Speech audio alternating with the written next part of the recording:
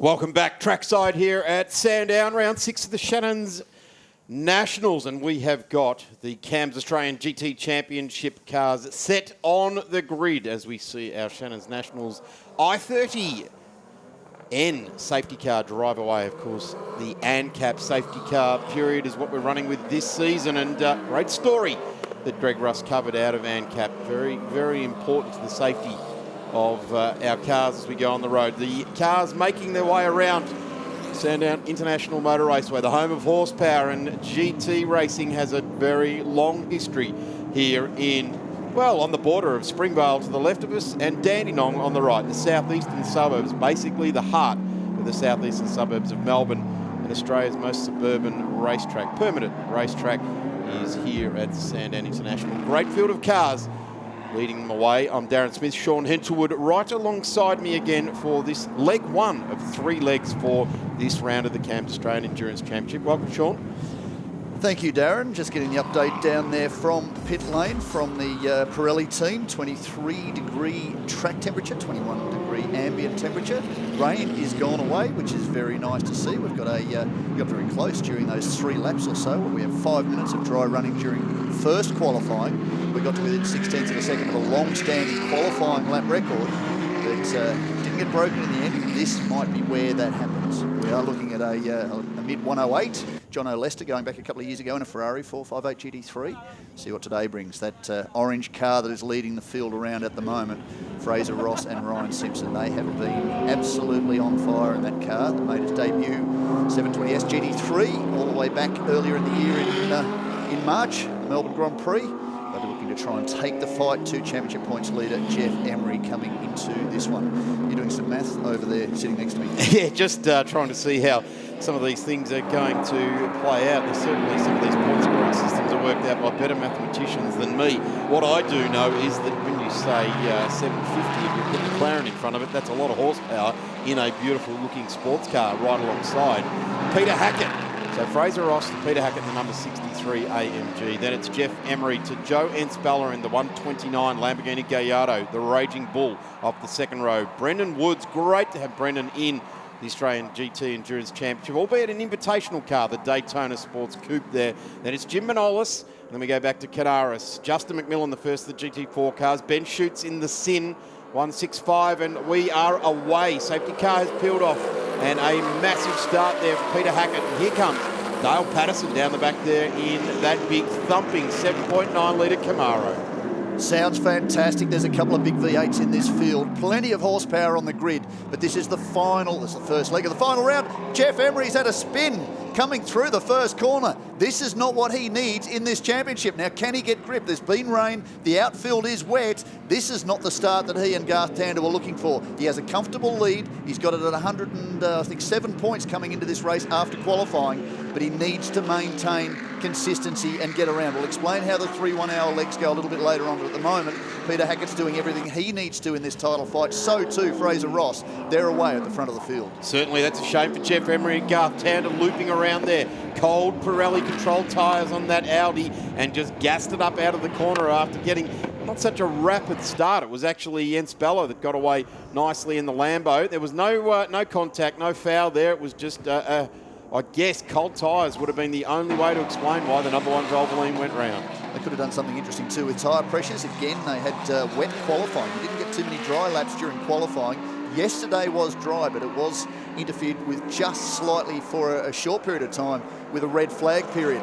There is Joseph Ensabella in the Trofeo Motorsport Lamborghini that took victory last time out in the Endurance Championship at the Ben Motorsport Park. He's got Motec-inspired cars from Richard Bendel on either side of him at the moment. The Sin GTR1 up the inside. In fact, no, it wasn't. It was the Daytona Coupe on the inside, the Sin around the outside, and they're here as part of the invitational part of Australian GT. The 2 Sandown events. This is round 5 of Australian GT, round 7 of Australian GT, also at Sandown. That concludes the season in early November alongside the supercars. They are part of a new Sandown GT Cup. 4 or 5 races, its own point score, and the invitational cars are here as a part of that.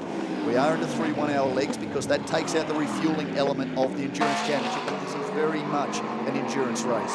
Right on cue there, James Sensabella arrives. I just got a text message from James Tiger Spengler, who used to run that car. He's got his feet up on the couch at home watching the live streaming. G'day, James. And there's the old Lambo you spent so much time getting up and running out on track, currently sitting in P3. Right behind, Ben Schutz has got through on Brendan Woods, the under 2 litre sports sedan, regular in the Daytona here this weekend. Runs a lot with the Victorian State Championships. Have a look at Ben Schutz, opens up the Sin, dives on the brakes, rides it on the rails down into turn 1 there, turns in right next to Joan Speller and gets that spot back. So the Sin will come into position number 3 on a lap number 2. The Invitational cars now just pushing their way through the field here. Joan Speller trying to keep the magnificent Trofeo estate. Lamborghini Gallardo GT3 all straight and narrow. Ben Schutz looked down the inside there, an absolute fearsome racer is Ben Schutz. Been around a long time, and you'd have to suggest that this would be close to being one of his home circuits. It'd be between here and Phillip Island that Ben would call home. There's Brendan Woods, another one, another Victorian-based regular. This is their home track, so they know their way around this place very, very well. Ben Schutz has carved a lot of laps here in his RX-7 improved production car. Dale Patterson in that monster of a Camaro out of Hans Reiter Engineering in Austria, the guy that has certainly put the pace into the KTM crossbows and for many years was the Lamborghini's factory preparer of race cars of choice. The REX, right back to the Diablos, came out of Hans Reiter Engineering. But this is at the front. This is the battle for the outright CAMS Australian Endurance Championship. Peter Hackett, who last year in race 1, this was a sprint event last year at Sandown. Peter Hackett actually won this race, and he won it only by a second or so over Jeff Emery, and Fraser Ross was 3rd. So those 3 guys this year are again the fastest in qualifying trim, and in this race certainly proving it that Peter Hackett and Fraser Ross, albeit that Fraser Ross is in different equipment this year. He was in the 650, now the 720, the HSY Auto Parts 720.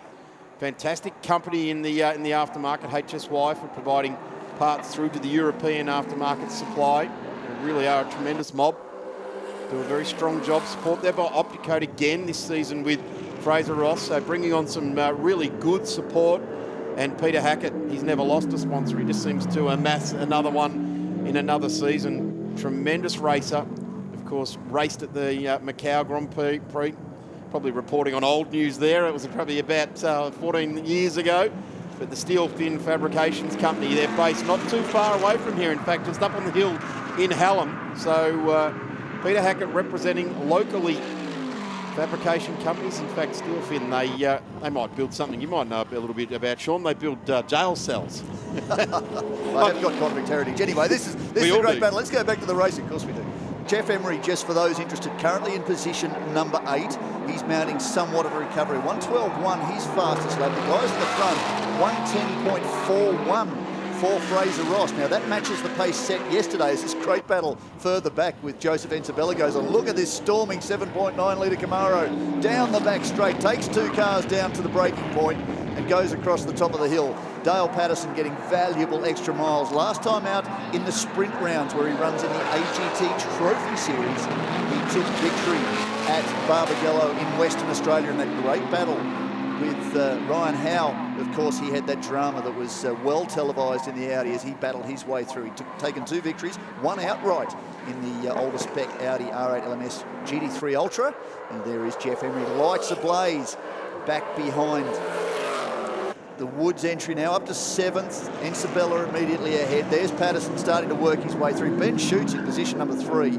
He's behind well back now from that battle between Fraser Ross and Peter Hackett. In the front of the field, Jeff needs to be very careful there. Of course, these drivers have done a lot of miles around this circuit. Jeff has amassed probably more podium finishes in the last 5 years here at Sandown than any other driver.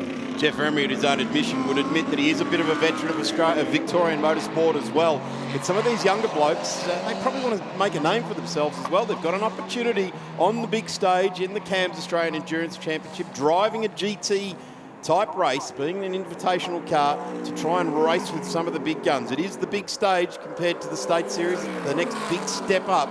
And Brendan Woods is a winner in just about everything he's ever driven. And in fact, he's a supreme engineer of a race car as well. So he'll be feeling his way as far as that's concerned. But if he can see one of the big automotive giants of Audi and Jeff Emery, who I guess Brendan probably would have watched Jeff Emery racing Commodore Cup cars back in the heyday of Commodore Cup and even in the development series in V8. So Brendan would want to go get racing with Jeff, I would suggest. Well, of course, these drivers have got a lot of experience in the Sandown circuit. It's been used a lot over the history of not just Australian GT in the modern form in GT3. Go back to the Beachy days, the Gagan days, to Brock and Jones. As this is really just heating up. It's a great battle further back in the pack, but Jeff Emery having to mount somewhat of a recovery after that spin at turn 2 on the opening lap, turn 1 rather. Using all of his experience and the technical equipment he's got under him there, Jeff Emery just gets through on Brendan Woods. He's sized him up for the best part of an entire lap to get through there, doing a lot of racing in the upper end, the upper echelon of Australian motorsport, Jeff Emery. And his old teammate Tony Bates over many years ran the Tag Motorsport. Tony and Jeff, very technical way to name their race team. And here racing on the GT platform. He's had some good success. Joe Ensbella getting up on the ripple strips there as well as Jeff Emery looks down the inside. Ensbella not shutting the door, but certainly not inviting him through. Well, that's a visibility thing, I think, Darren. That was a big dive by Jeff in the end. Not too big a dive, but Joseph had obviously planned where he was going into the corner, move across to take the apex before he knows that the number 1 Audi is inside and takes that position away and starts to work his way forward. We look at the number 1 on the side of the door of the Valvoline entry. Of course, Jeff Emery is the reigning Australian GT champion in sprint form, as now Dale Patterson moves past, shoots up into position number 3 and sets off behind the race leaders Peter Hackett and Fraser Ross 30 seconds down the road. Interesting to see these two cars, the Camaro and the Sin, the largest cubic inch or cubic capacity engines in the field, and on that time around it was the General's product that came streaming on through. And Patterson just driving away up the hill here. Certainly what you want at Sandown, isn't it? As much horsepower as you can get. And it looks like Schutz has got an issue in the Sin. The car has been plagued with issues since it was brought in from Bulgaria. And Richard Bendel, very brave move to bring in a car that's largely untested, untried, and doing all the development themselves. And Ben Schutz is one of those kind of racers that can spend time on developing a car. He'd certainly love to race the entire distance of the race. He's a very, very talented driver and wouldn't be surprised to see him something like this equipment that Peter Hackett is leading the race in. Well, it looked like Peter Hackett had just got a little bit of an edge there on Fraser Ross, but as we go down to the old Tirana corner, Hackett's just closed in again. They're lapping the GT4 cars already. That's Justin McMillan a little bit further back. Christian Fitzgerald leading that category at the moment in the 570S GT4 McLaren, and Dave Crampton is in position number 11. He's 3rd in class as the leaders fire on through, starting to catch some more lap traffic. But Jeff Emery, he is a 2-time champion in Australian GT in sprint mode. But of course, he could have been a 3-time champion by now, and he's leading both the GT Sprint Championships and the GT Endurance Championship, which he said is one of those things he's not 100% comfortable with, because in past years, he's been the underdog that's come from behind and taken the championship at the final round. He's done it right at the death knock, but this year, he's been comfortably in front, and we were talking earlier during qualifying that certainly Garth Tander has contributed an awful lot to that. Not taking anything away from the Audi Sport Customer Racing Australia team. They prepare a brilliant car. The Audi is well versed with GT3 competition. They're still winning all around the world. And interestingly too, Jeff, of course, is a multiple champion, as now Fraser Ross getting very racy as Hackett closes up on lap traffic. Jim Manolius in the Trofeo Challenge entry, also an invitational this weekend, slightly different to the GT3 car. We'll get into a little bit of that later, but he's storming around. He's now dropped back a lap. He's in position number 7. So these guys at the front are still charging. Now up 33 seconds on Jeff Emery, who's now through on Dale Patterson. There's not too many guys that get out of the way of the leaders coming through by going up and over the ripple strip in their Super Trofeo, is there? But Jim Manolis was very clearly saw them coming and he jumped the ripple strip, getting out of their way. By the way, Sean, I saw what you did there. We've got 5,000s here this weekend, and you called turn 4 Tirana corner. There's a bit of history right there. One of the good bits of history about this sort of GT endurance racing is that over the years this has been called the TT, the Australian Tourist Trophy, and has been awarded.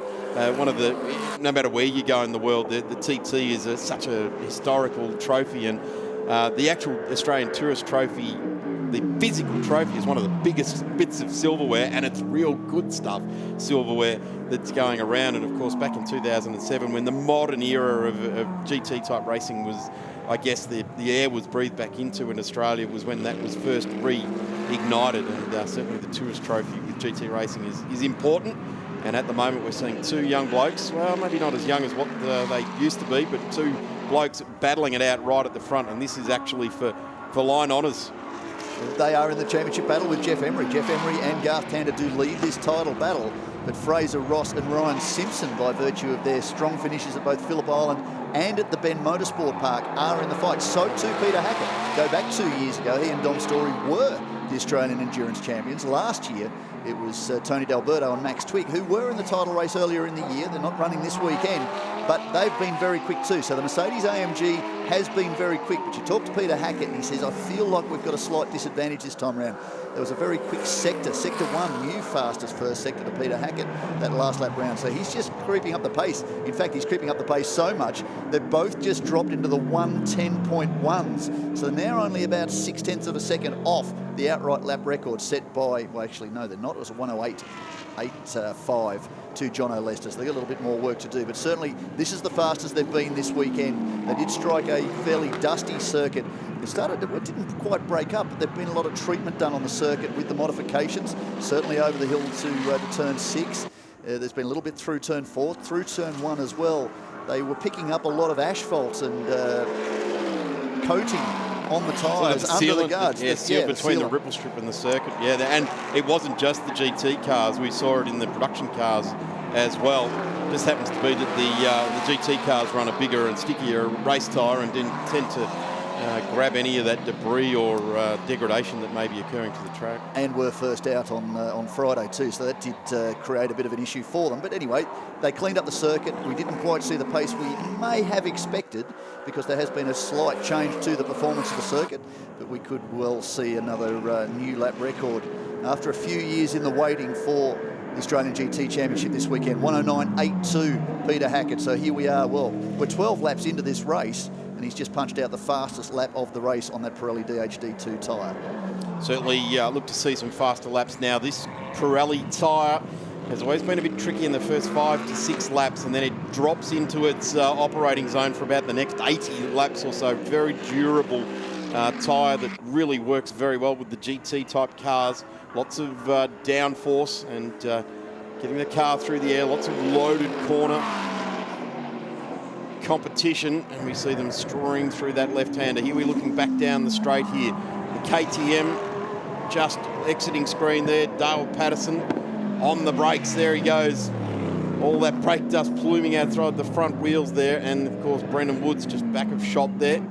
Under 2-litre sports sedan racer, a winning driver in other classes, and really good to see that the Daytona was extended an invitation here this weekend for all intents and purposes. I guess, Sean, right back when Shelby designed these cars, that's what they were. They were for Le Mans, weren't they? That and silhouette. A beautiful car. Richard Bendel was only saying a couple of nights ago, for 3 years in a row at the Bathurst 12 Hour, the fastest car down Conrod Straight. The quickest it got to was 308 kilometres per hour, which was a big surprise to some of the factory stars and their GT3 cars to see this Daytona pull out and scream past them down Conrod. So certainly this car has some history. It's great to see it on track. That's not so great. That's Nick Canaris in the garage. An issue with the Earth Electrical Porsche. He has been competing in the Trofeo Challenge this year in the Sprint Series for Australian GT. Darren just putting the air cleaner back on there. Very, very experienced Porsche mechanic. Worked with Stephen Richards, has worked with John Morris and his GT cars as well. Not a bloke around that doesn't know too much more about Porsches than him. Certainly been at the front end of the Carrera Cup when he worked with Stephen Richards. Good bloke to have on your team. A bit squirrely coming through the final corner there, or the second last corner for Peter Hackett that time round. A lot of pressure being applied from behind from Fraser Ross, but he just can't seem to be able to get through. He probably needs that 7.9 litre Ryder Engineering built Camaro engine, I think, just to give him that little bit of extra sniff. But maybe Fraser's just playing the game. He's doing all he needs to do. They've got a compulsory pit stop at some point during the middle sector of this race, as the other two legs of this 3-hour event will have. So we have a leader. It is Peter Hackett. Second is Fraser Ross. Jeff Emery, 38 seconds back from the race leader. Sounds like Emma's got a bit of news from down in pit lane. Rachel Eggleston, what a huge weekend for you guys. Firstly, let's chat about Peter Hackett flying solo this weekend, something a little bit different for him, but we know that he knows this track very well. Yeah, absolutely. The format for this weekend worked better for us just doing the solo driver, so that's what we've gone with, and he's currently leading, so we're in a good spot at the moment, but as we know, it's all cumulative, and where he finishes leg 3, which is the at the end of tomorrow, is basically the winner. So fingers crossed this one goes all right, and we'll see how we finish up tomorrow. Let's just chat about S5000 quickly as well, because obviously Will Brown's in your team. I saw you chatting to him a little earlier, just reminding him the huge day that he has ahead of himself tomorrow. Yeah, I think a lot of people don't realise these new S5000s are really physical. Will certainly found that out on the test day, and obviously doing double duties this weekend with TCR. Yeah, I just reminded him as he was eating a donut that he does have 4 races tomorrow, so maybe ease up on the junk food, but no, he'll be right. We'll just tell him to keep going, so we're good. Thanks, Rach. Good luck for the rest of the weekend. We will just chat quickly to Will Brown. How are you feeling? What a huge day it's been for you. Yeah, feeling great. As Rachel said, had a donut, then I'm feeling heaps better. I have to get a few more for tomorrow, but you know, double duties, got 4 races tomorrow, so it's going to be tough, but had a great day. Finished second in the TCR and you know, got from 10th to 5th in the S5000, so loving it. And that obviously puts you in a good position for tomorrow for that race for S5000 as well. Yeah, both of them. S5000 start pole tomorrow, so that's awesome, and we had good pace, and the TCR, we're looking at the championship, so it was good points day, so great day for us. Thanks, Will. Good luck tomorrow. Thank you. Cheers. Thanks very much, Emma, from pit lane there. Good to see Rachel Wagg, who Sean was instrumental in that 2007 return of GT here at Sandown. Of course, the owners or the people guiding the category over the years, Rachel and her father did a tremendous job down in the mid-2000s. And it's an interesting point you bring up there, because the last time we had an endurance format for Australian GT was 2007 and 2008, and that was the Sandown GT Classic, and they were great events. I enjoyed my time watching those. You would have been around at that particular point, but how about, well, of course you did. You've been here for a million years now. Fraser Ross is just not giving up on the tail of Peter Hackett, doing everything he can to push in. They're down into the 109.6 on lap 13 for Fraser Ross. We're now on to lap 17, so we're starting to get away. There is, well, Richard Bendel, top right of screen, keeping tabs on what's going on. Ben Schutz just looking at it. They're going through the car. That's unfortunate for them. Not what they wanted to see. They were really keen to compare themselves once more, like they did the Bathurst 12 Hour in recent years with the current GT3 equipment. And you saw that great battle. Now there's a problem by the look of it, or is it? Has he just gone a little bit deep, but a lot of sparks? That may have been. Road. Yep. He's just loaded as he's come through Dandenong Road corner, so we might see a replay of that shortly. But yeah, that might be just enough for Fraser Ross to work on the lead. So across the top, more pressure. What does he do? Just dive up the inside. Looks like he might have clipped a curb, Peter Hackett, on the way through. Oh, this is similar with the Ensabella issue. And yeah, Pete's just given him a little bit of room. And these cars very low, so that's all the sparks were. Peter Hackett just really wrong-footed himself there. He just found himself, clipped that inside curb, got himself just a little bit perturbed going into the corner there, and Fraser Ross was close enough to pounce, and the HSY Auto Parts car came through very, very nicely indeed. Sean, just we were talking about that 2007 GT Classic. Alan Simonson won that race with Tim Lay. I was about to mention that. Yeah, it was. That was a fantastic weekend, and of course Alan Simonson played such a big part of Australian GT in those formative years. It's a pity he's no longer with us, but always well remembered. The Danish driver did such a great job driving for Maranello for the most part in the Ferrari equipment. You can see Benny out in Asia doing a lot of mileage in a GT car these days. He's been in Australia too, done the odd race, doing a bit of Porsche Carrera Cup stuff, but look at the activity of Fraser Ross. Yeah, guys, I've seen a few teams get their wet weather tyres ready, because if you have a look up at the sky, it is getting very grey. Looks like some rain's on the way. Thank you, Emma. Yes, they've noticed the clouds have started to come over here at Sandown, and we know from Sandown 500s in the past, there's hardly been one of them that hasn't had rain fall on it at some point in time. We're smack bang in the September region when the Sandown 500 was traditionally run, and I would suspect that at some point in time, maybe, let's hope not over the next 28 minutes and 13 seconds of this race, but yeah, certainly there it is. There's the good sky shot. clear blue sky. That's what's heading our way, isn't it, Sean? Look at Fraser Ross's pace. He's 109.5. Sorry to cut you off on that. He's just extended his lead. Fastest sector last time out, fastest first sector. We're not getting sector 2 and sector 3 times at the minute, so we'll see how that one updates. But he is really continuing to push. He's out by 3 seconds now on Peter Hackett, so plenty of performance in that car. I was actually going to point it out whilst we were talking earlier that it's gotten very dark all of a sudden. Talking to Dirk Kleinsmith, photographer extraordinaire over many years, just before we came down, he said, look at those white fluffy clouds off into the distance. Surely we're not going to see any more rain. This is Melbourne, mate.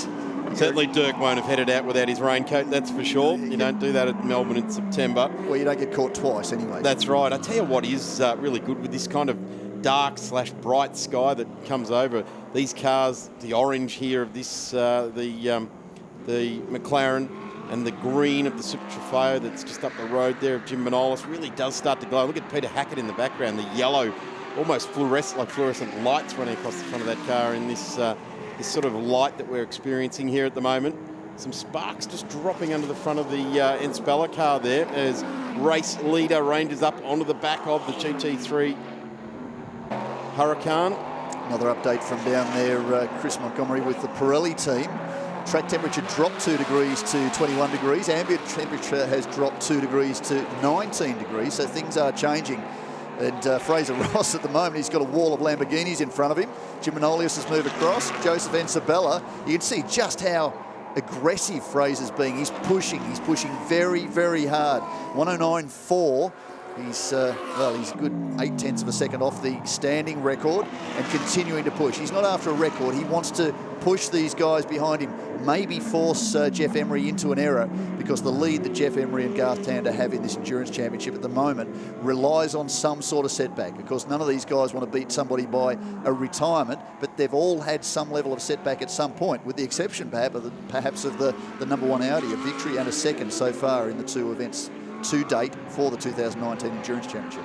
Sean, Rachel Wagg just touched on the leg 1, leg 2, leg 3 for this weekend's racing. It is an endurance race, so this will be leg 1. It's not actually a race victory at the end of this. It'll be first to the line as we just watch this replay. The 2 Trofeo Lamborghinis just trying to get out of the way of each other, not tripping each other up, because the GT3 coming through on the Super Trofeo, and of course race leader coming through there, which is Fraser Ross sharing with Ryan Simpson here this weekend, and ultimately powered away in a straight line. 1 lap later, very clear air, and Peter Hackett still ranging in the background.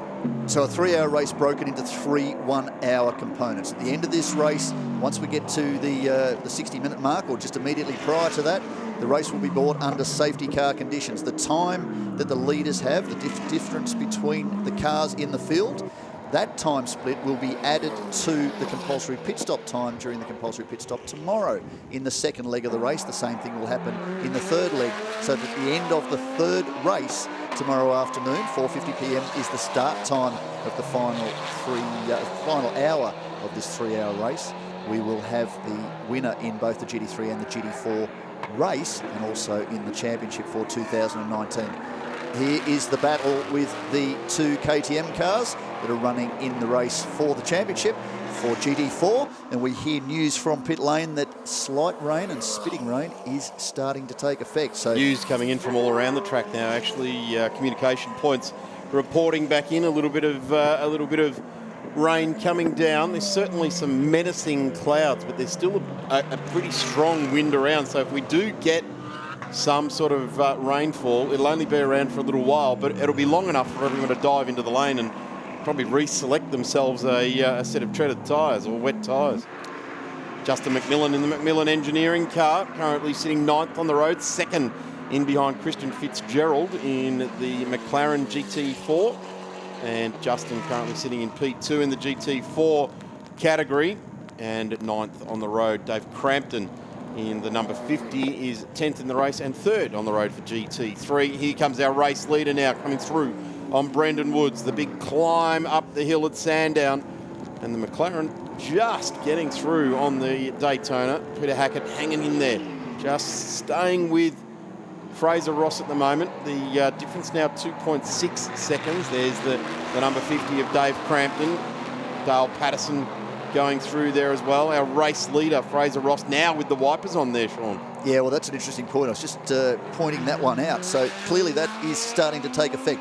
Now, interestingly, the compulsory pit stops will start at some stage shortly, and it might just be quite timely. The teams, I expect, will hang out as long as they can. They don't want to come in and fit slicks to only find that the rain will intensify, and they've got to make some sort of assessment and adjustment for that. We're starting to see slightly heavier rain. In fact, in the distance, what direction's that, Daz? South. Well, south. There's plenty of rain down that way by the look of things. So this is a long way from over us now. You can see the water on the lens there. Peter Hackett's gone very wide on the exit of turn 1. He's got the wipers on too. I can hear what Squealing sounds like down there. Let's hope there's nobody going backwards down the circuit. But they will want to come into pit lane and potentially during the compulsory stop make the gamble. The other problem there, of course, is do the teams suggest just hang on, because if this clears out the way most of this day has operated, then you might be straight into dry conditions again. You're back down pit lane to change back onto the slick tyre again. Justin McMillan going very deep up the top. And Fraser Ross still carrying on. This seems to be working quite well for him. The lead now out to 4.6 seconds and 50 seconds now over Jeff Emery back there in position number 3. So they're all still charging around 31.50, 31.48 now on the clock to go in this race.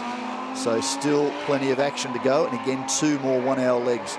The first of those 1 hour legs will come tomorrow morning at 10:35 a.m. The second at 4:50 p.m. At the close of that, we will classify the 2019 CAMS Australian Endurance Champions in both GT3 and GT4. Peter Hackett now just coming down into turn 1, leading Dale Patterson, who Dale is actually gone down a lap on the 2 litres. There's a fair indication of how wet it is up at turn 4, looking back down to turns 1, 2 and 3 as we see the big number 71 lurching its way through there. Brendan Woods also sticking with him here right up into the diffuser there behind the Camaro and up the hill here. You're not going to outrun that 7.9 litre Chevrolet power plant up the hill here, even though it's got a big wide frontal area.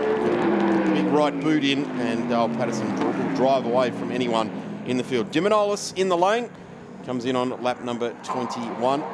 And Ben Schutz has taken no further part in after lap 7, as we just see Patterson using that new bit of bitumen that's been laid off to the driver's right, all in the name of safety here at Sandown at turn number 6. Have a look at this now. Brendan Woods looks to the inside, comes through. This is actually for position. This is for position 4 in the race. So Brendan will be putting himself into P4. He's relegated the number 71 back to 5th and will drive away with it from here as Patterson just starting to realise that it's a bit damp underfoot and wants to try and keep it neat and tidy. Kind of looks like he's had a bit of contact there, doesn't he? The left-hand front headlight not working. Got the daytime running lights on the right-hand front headlight there. But he looks like he's having issues surrounding grip there, and I would suggest being that the surface is starting to become quite shiny with slicks on and probably one of the heaviest cars in the race. Dale just, I guess, saying, yep, caution's the better part of valour at this point in time. Potentially, arguably, got the most torque of any car in the field too, and that means he's tiptoeing around, just trying to get that 7.9 litres of Chevrolet muscle around the circuit. One of the 3 cars that has featured quite strongly in GT competition over many years. There's another of them. I was going to talk about the Ryder Engineering cars. The KTM Crossbow, of course, that is the current car that Ryder is working with. They've just developed a GTX car that they've been running in the Preventec 24-hour races. That is a potential opportunity for them. It's a faster car, more aero, more power. I think it's a 2.5 litre 5-cylinder Audi power plant in that car, as opposed to the 2 litre turbo Audi engine in the KTM. A little bit more power than that, twin turbo 4 litre alloy McLaren engine in the rear or the mid as it stands. Now, is that a drama, or are they just giving each other a little bit of racing room? That was the blue and black McMillan Engineering Group entry of Justin McMillan. Just giving a little bit of room there to look like Joseph Ensabella. There's Jim Manolius back out of pit lane. Good to see that Nick Canaris is back out as well. These 2 guys have been battling during the sprint series in the Trofeo Challenge category, which is new for this year. And they will continue that battle on the streets of the Gold Coast when we head there in mid-October for what is round 6 of the 2019 Australian GT Championship. Windscreen wipers still on. Well, it doesn't look like there is too much rain falling from where we're sitting at the moment. Rainbows over the back now, looking south. The main telling thing that we've seen is that race leader Fraser Ross last lap around had dropped about 15 seconds out of his lap time. So there is... That's Dave Crampton is off. That's coming out of 4.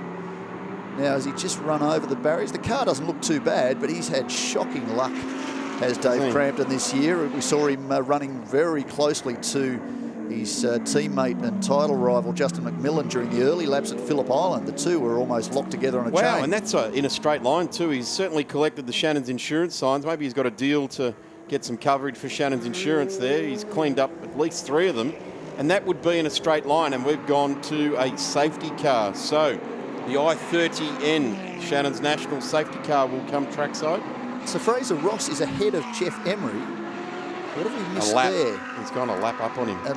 Did Jeff come into pit lane whilst we've been talking? No, it doesn't look that way.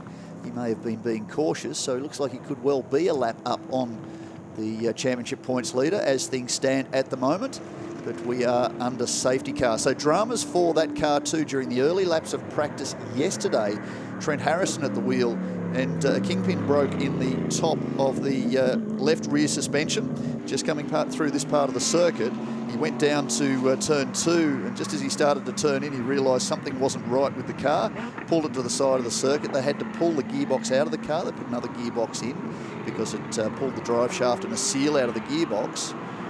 Yeah, it looks like there may be telltale tyre tracks, but... I would suggest he's got out onto the ripple strip, the painted surface there, and powered out, and yeah, come around in a half loop, collected all the Shannons insurance signs, and we've gone safety car. We've got the medical teams arriving there, so obviously he hadn't made any movement, and when the drivers don't make any movement, they tend to scramble the medical teams, and Dave Crampton just ever so slowly making his way up the back straight. As I mentioned, the Shannons Nationals thank Hyundai for the safety car throughout the 2019 season. The i30N is the first model from the Hyundai N Performance Division and arrives boasting exhilarating performance at an affordable price.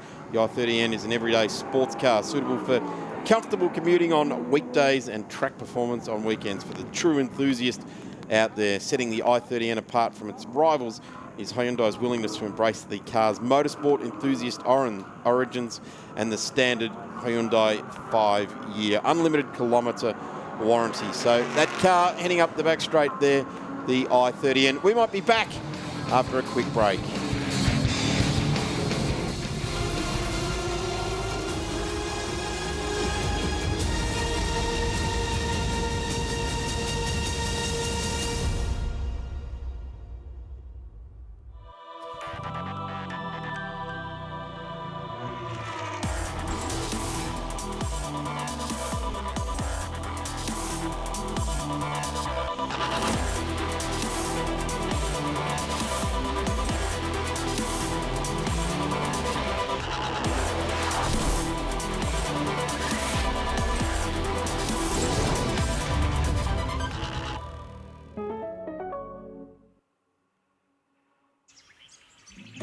Everyone needs a bit of space.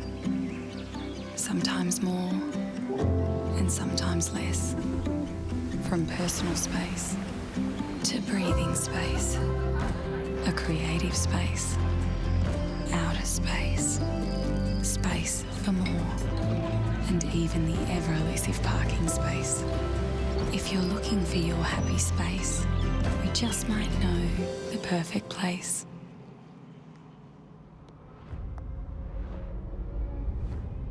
Every day, 3,500 lives are lost on roads around the world. Driving can be dangerous, but there are simple rules we can follow that will make our roads safer and save lives. Slow down for kids. Don't text and drive. Always pay attention. Obey the speed limits. Stop when you're tired. Never drink and drive. Check your tires. Rules keep us alive. Your life is in your hands. Respect the rules. Success looks like this. Hard work looks like this. Determination, yeah, we got that. Skills, got those too. We are right where we belong. Right where we belong.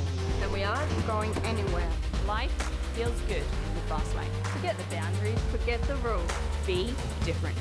Be different. Be different. Be different.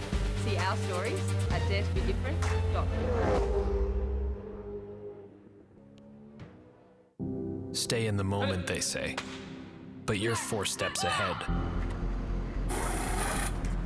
Executing plans you've rehearsed countless times before, and moving on to the next thing. Because if you think you're done, you've only just begun.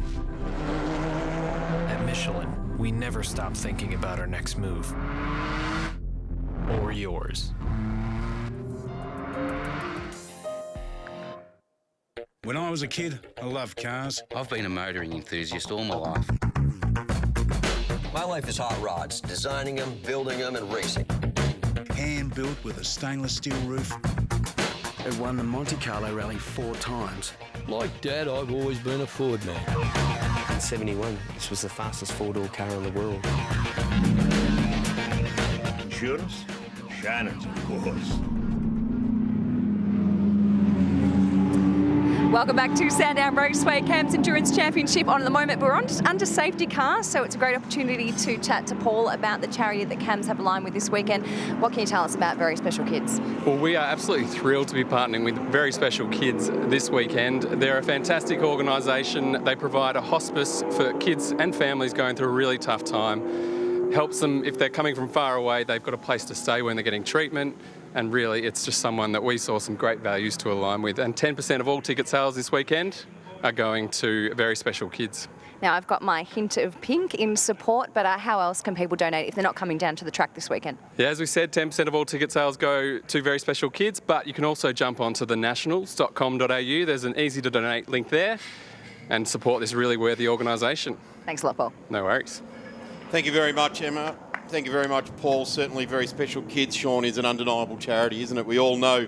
And the hard times when kids are suffering and families need to be there to support them. And certainly 10% of gate sales here this weekend is the very least that motorsport can do for that charity. We certainly applaud all of that great work that they do. Well, it's a good program this weekend with a lot of people through the gates. So certainly that will contribute, and that's important. That certainly events like the Nationals do play their part in those sorts of things. Safety car lights are out, so we will go back underway very shortly. A third of this race to go, 20 minutes. Remember, this is only leg 1 of 3 hours that we have for Australian GT to close out the 2019 CAMS Australian Endurance Championship for season 2019. Fraser Ross is your leader, and whilst Jeff Emery is second on the road, he is actually third in this race. Peter Hackett is next in line in this race. He is P2. Brennan Woods P4, and Dale Patterson is in 5th position, but a lap back from the leader. As we go green, the HSY Auto Parts McLaren drives away with it out in front of this field. Jeff Emery would really like to go with him at this point in time and not allow to go another lap down, try and peg that lap back at the moment, sitting on 30 laps as Fraser Ross and Peter Hackett either side of him are both on 31 and the lead lap. The only cars on the lead lap is Peter Hackett. He's all over the back of Jeff Emery. So this will play out as we understand leg 1, that the gap between the first place finisher and Jeff Emery will be added to his compulsory pit stop time. So he will struggle in race 1 tomorrow if he can't start to claw back some of that time. Have a look at the Mercedes. The AMG draws alongside, and it's the big drag race up the hill. Jeff Emery is not one to give space unnecessarily and hangs on tight there. Peter Hackett says, well, we're actually a lap apart here, buddy. I'll join him behind and find another spot to get through on you. One of the things with GT3 competition, of course, is the balance of performance. This is the evolution version that Jeff Emery is driving of the 2nd generation Audi R8 LMS GT3. And certainly they found a little bit extra when they reapplied for BOP for this new model last year, as now Peter Hackett dives down pit lane. Looks like Brennan Woods is going to come with him. So who else is going to get their stop out of the way? Dale Patterson continues on.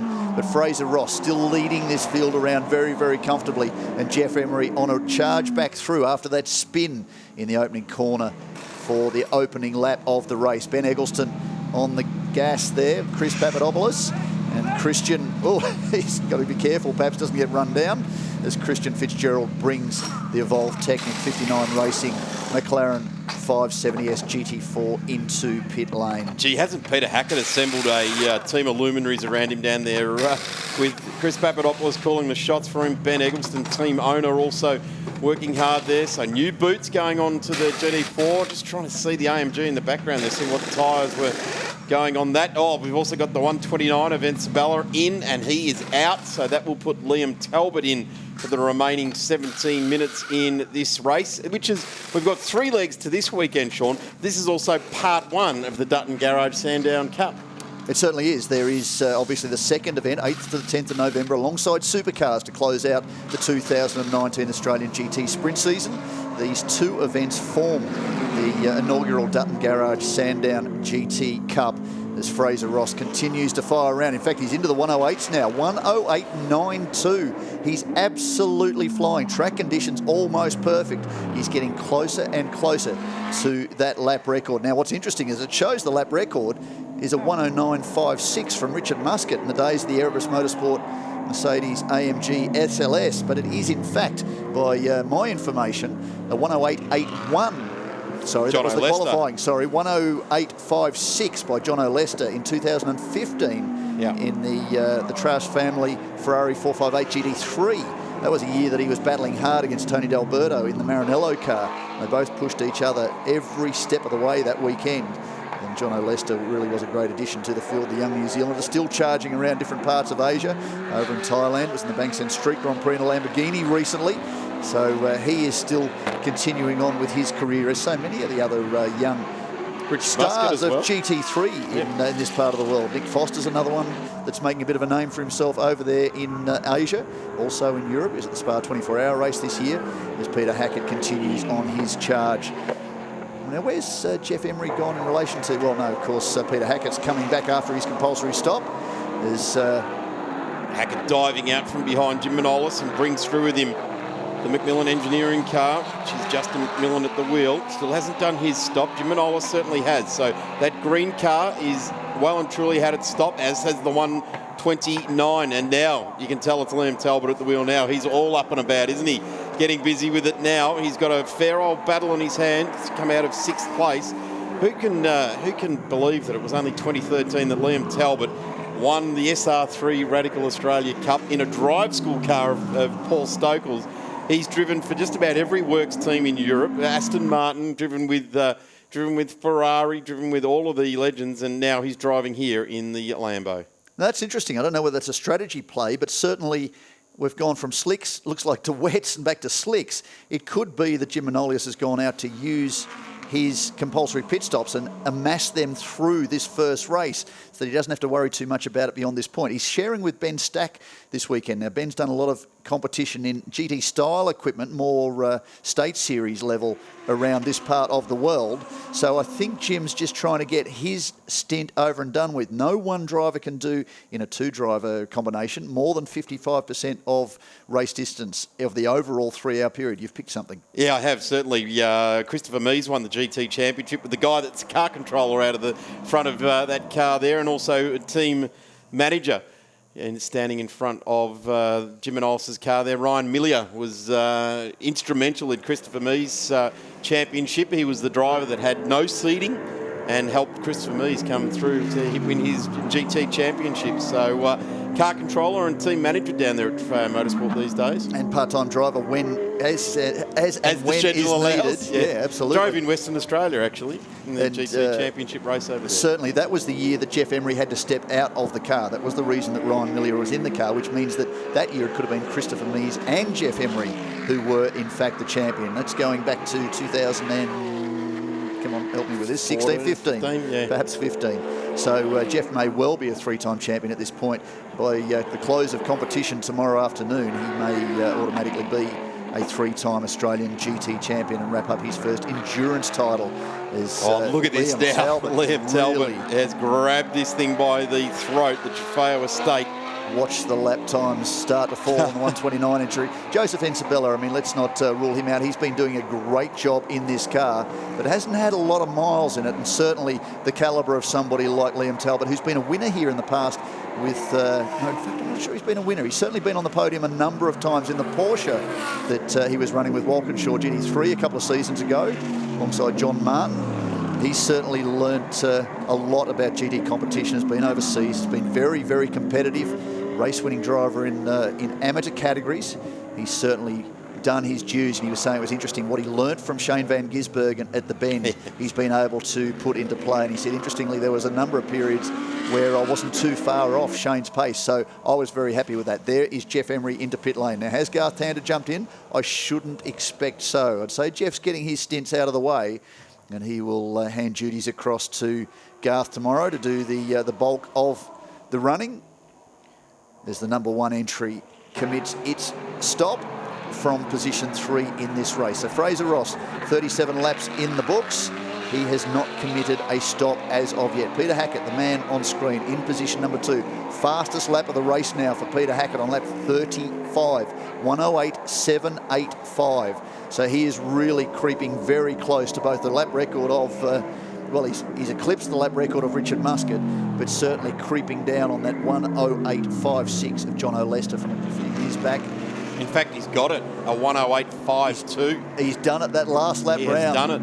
That is impressive. So Peter Hackett on very a charge. happy about that. Hollywood really charging over these final few laps. 11 and a half minutes to go in this race. It's the opening leg.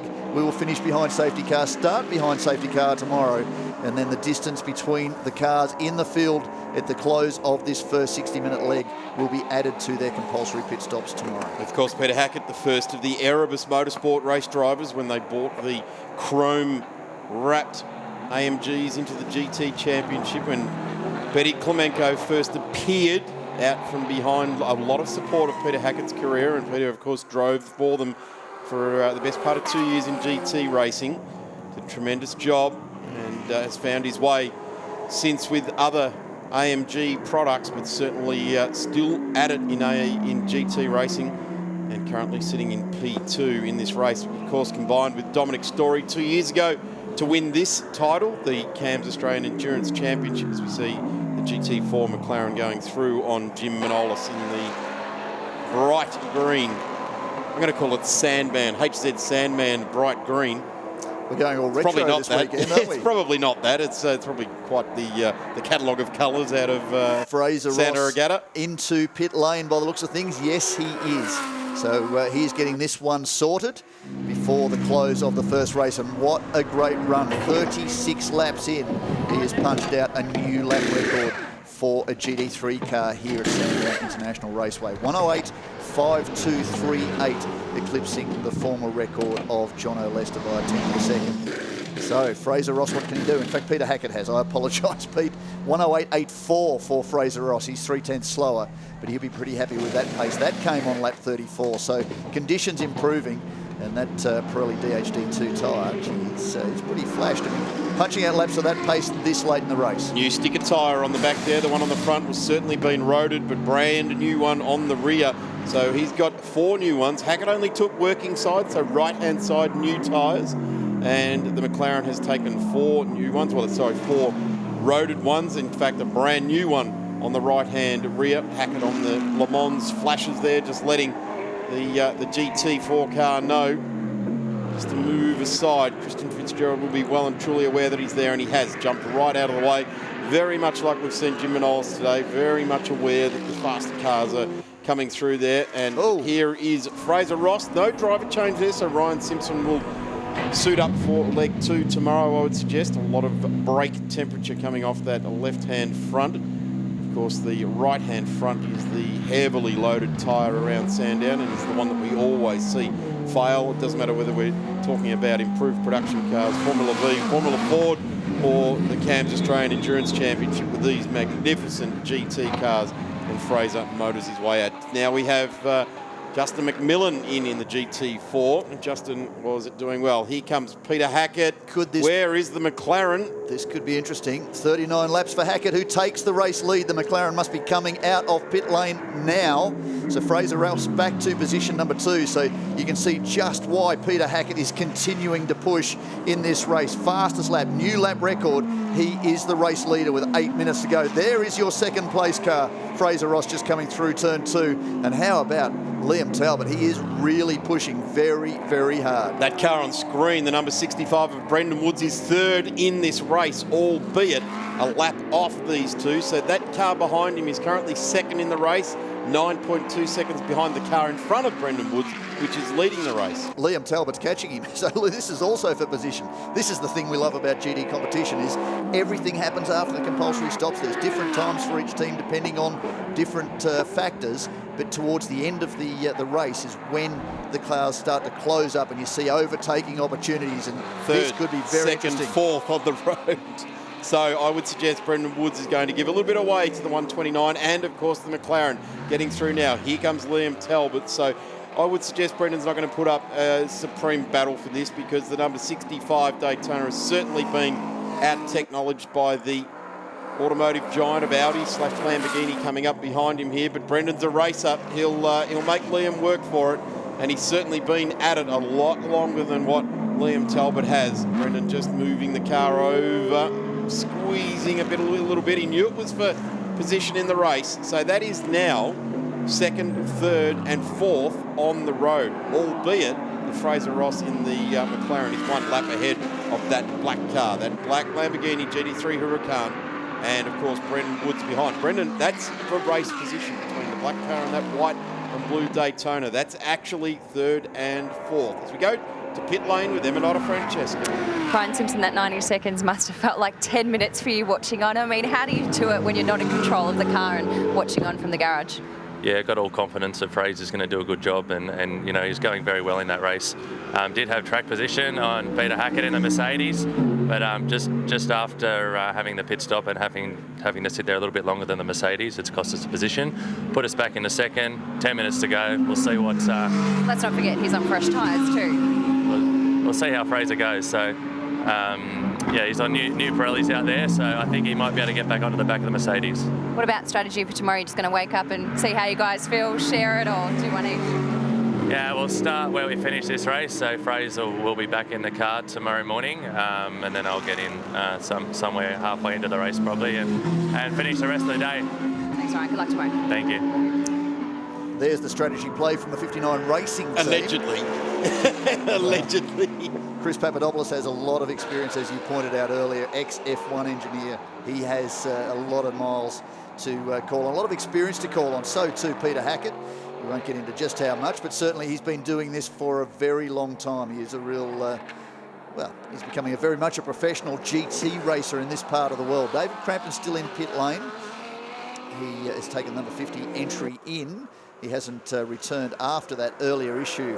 Unfortunately for Ben Schutz, he is a retirement so far in this race. And at the pointy end of the field, Peter Hackett, with just under 5 minutes to go, leads by just on 10 seconds over Fraser Ross. Liam Talbot punching out some very serious laps. In fact, a 109.23 last time round. Hackett, the lead, 10.5 seconds. So that's pretty much stabilised, but wow, Liam Talbot is absolutely screaming. He took a lot out of that experience alongside Shane van Gisbergen at the bend. Drove that car very, very well, and they were rewarded with victory. Oh, I say that, and he's just been given the commentator's curse down at turn 4. Gone Had a bit of a wobble into it, didn't he? And managed to pull it up, yeah. This car here has just set the fastest lap of the race, a 108.355. It is now the fastest car on track. It is the lap record holder, Fraser Ross, at the wheel of the HSY Auto Parts Opticoat McLaren, and he is absolutely charging. You'd have to suggest with 3 minutes and 50 seconds remaining in this race, it's probably all a little bit in vain with a 10-second advantage for Peter Hackett. But the last shots we got of Peter Hackett, he was absolutely ragging the AMG to bring it home to the finish, and it is the length of the main straight here at Sandown between position 1 and position 2. 9.7 seconds. He's taken a third of a second out of him on that lap there. But Peter Hackett will not want to relinquish the lead in this race. It's been a bit of time between drinks for Pete. A couple of seasons ago was the endurance champion. There's the Sin back out on track with Ben Shoots at the wheel. So it's now done 16 laps. Let's see what the young star from Melbourne can do. He's just getting out of the way of a race leader. Doesn't want to get tangled up in anyone else's race. An absolute gentleman is Ben Shoots, but a fearsome race driver went out there on track. Peter Hackett putting just about all four wheels over the ripple strip on that new run down into Dandenong Road. And the 165, the Sin, with Ben Shoots at the wheel. Well, last time out, Fraser Ross has broken his own lap records down to 1:08.12 this time round. But Peter Hackett also under the old benchmark of, he was the one who initially set the record, and yellow flag. So this will be safety car. So I'd expect that now the time will be locked. 8.9 seconds, the difference between Peter Hackett and Fraser Ross. So what that will mean is during the compulsory pit stop tomorrow, there will be 8.9 seconds added to the time for Fraser Ross, their stationary time in pit lane. That is to retain this. Remember, it's a 3-hour endurance race broken into 3 one-hour legs. So still a long way to go in this weekend. This is the last of 3 events in the CAMS Australian Endurance Championship for 2019. Coming into this round, it was a solid lead to Jeff Emery in the number 1 entry. He is currently situated back in position number 6, a lap down on the race leader in the car that he shares with Garth Tander. They have a comfortable lead, and right as things stand at the moment, despite the setback that they faced with that spin through the first turn off the start, he has been able to mount somewhat of a recovery, but he will carry some solid points into tomorrow and be able to carry on that charge. And we've seen Garth Tander in the past really push. Some of the laps he pushed at Phillip Island earlier in the year were amongst the best you'll ever see in a GT car. So all is not lost, certainly, for the number 1 entry. They are still leading this championship as Pete Hackett comes into pit lane, and the cars will be held and start tomorrow morning behind safety car with that current deficit as they finished the last lap, the distance between the cars. So Peter Hackett crosses the line ahead of Fraser Ross, Liam Talbot, Dale Patterson, Brendan Woods, Jeff Emery, Christian Fitzgerald, Jimmy Nolius, Justin McMillan, Nick Canaris, David Crampton and Ben Shoots. That is your field, although having said that, Crampton and Shoots have been classified due to not making 75% race distance, I would suggest, as DNFs for this race. But they can start. They will be back down the order, but they can start from rear of field tomorrow. 10:35 a.m. for the CAMS Australian Endurance Championship, Leg 2. 60 minutes, we'll see the GTs back out there on track. The field making their way all the way back into the paddock there. So Peter Hackett takes leg 1 in the Mercedes AMG for Eggleston Motorsport. Fraser Ross for 59 Racing and HSY, the McLaren 720S, into second place. Liam Talbot for Trofeo's Estate and Hemokinesis, the Lamborghini Huracan GT3, home in third, a real fighting third. Dale Patterson bringing it home in fourth in the Chevy Camaro. That's a good result there, as is the result for Brendan Woods in the Daytona Coupe. Jeff Emery in car number 1 for Valvoline, the Audi R8 LMS Evo, into 6th place. Christian Fitzgerald, 59 Racing, the McLaren 570S, the first of the GT4s home. Jim Manolis leading home the Trofeo class there in the Hemokinesis Trofeo Estate car as well. M Motorsport with Justin McMillan and Nick Canaris. As we go down to Eminata Francesca with Peter Hackett. Peter Hackett, you know this track very well. I know you love driving this car around it. Well done. Take us through that. Yeah, that's tough. Part 1. Seems strange to cross the line after an hour and park it up, leave it, and come back tomorrow. But car's great. You know, it was so tricky when that rain shower came through. I said to the guys, "Can we stop for wets and things?" And they said, "No, you've only got 8 more minutes." I'm like, "Oh, this is not 8 laps." And then we had a bit of discussion about what to do in the pit stop with tyres. But the car's fantastic. This AMG GT3's well, it's a bit more suited. I'm surprised that Fraser didn't have the top end that I thought he had at previous tracks that we've raced against him. So we must be putting our power down all right. Thanks, Peter. Good luck for tomorrow. Cheers.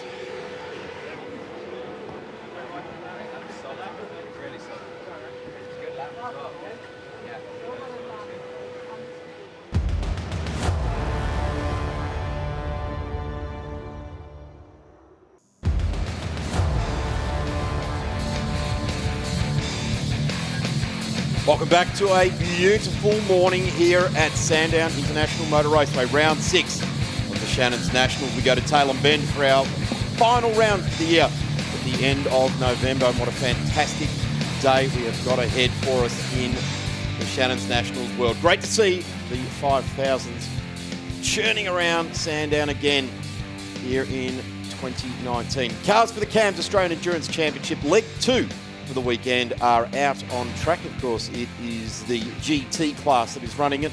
And this is Leg 2. We had Leg 1 last night, or late yesterday, and it was a very, very strong event for the GT cars. I'm Darren Smith, Sean Henshelwood right alongside me. Sean's going to give us a quick rundown on how Leg 2 will take place after we saw Peter Hackett getting home in first place last night. Well, not really first place, but got to the line in Leg 2, which is part of 3 legs for today's Endurance Championship. Initially set, you're right, Darren, for a 3-hour endurance race. We had a slight change to proceedings ahead of the event to split it into 3 1-hour legs.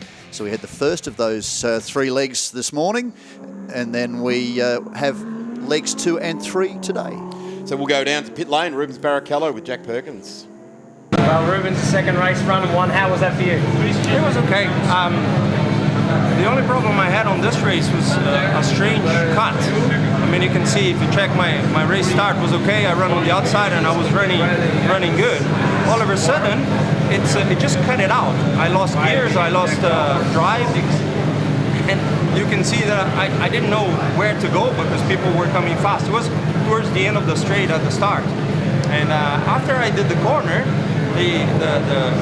everything came back. So I don't know what happened there. That's why I was talking to the engine engineer to check it out. Because after that I had the pace, it was all okay. But at the start, it was almost like at the end of the jump of the parachute, and the parachute doesn't open. So what can I do? But it was okay. The pace was okay, and. It still looks like you're having fun. You're passing a lot of cars out there. Must be still good fun to be out there racing. Yeah, I mean, it's just, at the end of my Formula 1 career, people came to me, I heard them saying, oh, Rubens, you don't have anything else to prove to people. And I said, well, I don't as well, but I don't feel like I have to, but I just enjoy this. Why should I stop racing? So you can see from my smile that I do love what I do. 25-lap feature race. Hopefully they can sort out the little gremlins and you can be fighting for the win. Yeah, I'm pretty sure everyone is suffering. It's not just my car. It's all the beginning, and everyone must be having some sort of glitches, small ones. But the series is picking up quite well. I think there's good racing, and even though Sandown is a little narrow, we can still overtake, and I'm in love with it. Good stuff. Thank you. Thank you. So the cars under ANCAP's safety car period, and we have got the Hyundai i30 Shannon's National Safety Car accelerating away now. Looks like a minnow compared to these GT cars coming in behind them. Peter Hackett will be leading this field, and right next to him is Ben Schutz in the Bulgarian-built Sin. And can't wait to see what Ben can do. I think he may have gotten rid of some of the gremlins overnight, Sean, as we come under green flag, and we're racing again in Leg 2 for this round of the CAMS Australian Endurance Championship.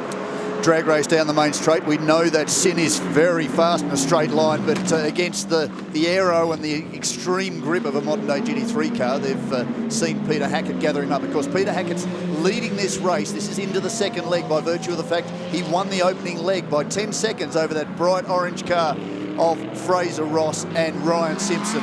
They are battling in the championship. The number 1 car is the car to keep an eye on. It's about 6th or 7th in line now behind the Daytona Coupe. That, of course, is Jeff Emery, the reigning and 2-time Australian GT champion in sprint mode. This is the Endurance Championship. Points also count towards the 7-round Australian GT Sprint Championship. So whilst he had a tough day yesterday, we saw that spin at turn 1 on the exit for Jeff Emery off the start yesterday, which put him to rear of field. He can regroup today and get this through. He has a strong points lead. It was 111 points coming into this event at Sandown as we started practice officially on Friday morning. That gap has closed up ever so slightly, but it goes through until the 3rd leg of this race before we classify the 2019 Australian Endurance Champion. And the man in the number 1 car on screen, that is the man who has won 2 championships back-to-back. Jeff Emery, alongside Garth Tander, is still in the box seat. Peter Hackett, first time out in the flying lap, 1:12.58. We saw he and Fraser Ross yesterday, Darren, smash the lap record, the standing lap record, with a stunning display, and that was late in the race on those well-used Pirelli DHD2 tyres. We've certainly got ideal conditions today for the GT cars, but yesterday was changing conditions right across the landscape here, and we're getting great shots of Jeff Emery applying his profession at the wheel there. Just a little bit of housekeeping. The Sin and the Daytona, and they're strictly not involved in the GT3 aspect of this championship. They're invitational cars here this weekend. It's great to see them. They're out of the Richard Bendel Motorsport Garage, and they call Melbourne home, so it's great to see them coming out and supporting the local event whilst here in Melbourne. Ben Shoots at the wheel of that white Sin there, and it's Brendan Woods, a 2-litre sports sedan racer from Victoria in the number 65 Daytona Coupe. So everything old is new again in the case of the Daytona Coupe there. Also that fantastic looking Dale Patterson Motorsport Camaro fills the screen, and not only does it fill the screen, fills the engine bay with 7.9 litres of General Motors finest.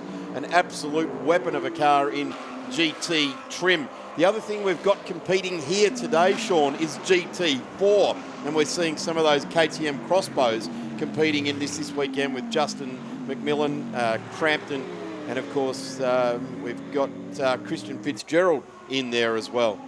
Well, as you rightly point out, it's a race within a race within a race, as it turns out now. We have 2 events at Sandown International Raceway this season. This is the first of them. The second one, 8th to the 10th of November, alongside the Supercars Championship. That will be the last round of the Sprint Championship, but in a combined opportunity between the two, and as part of the reason the invitational cars are here is part of the Dutton Garage Sandown GT Cup.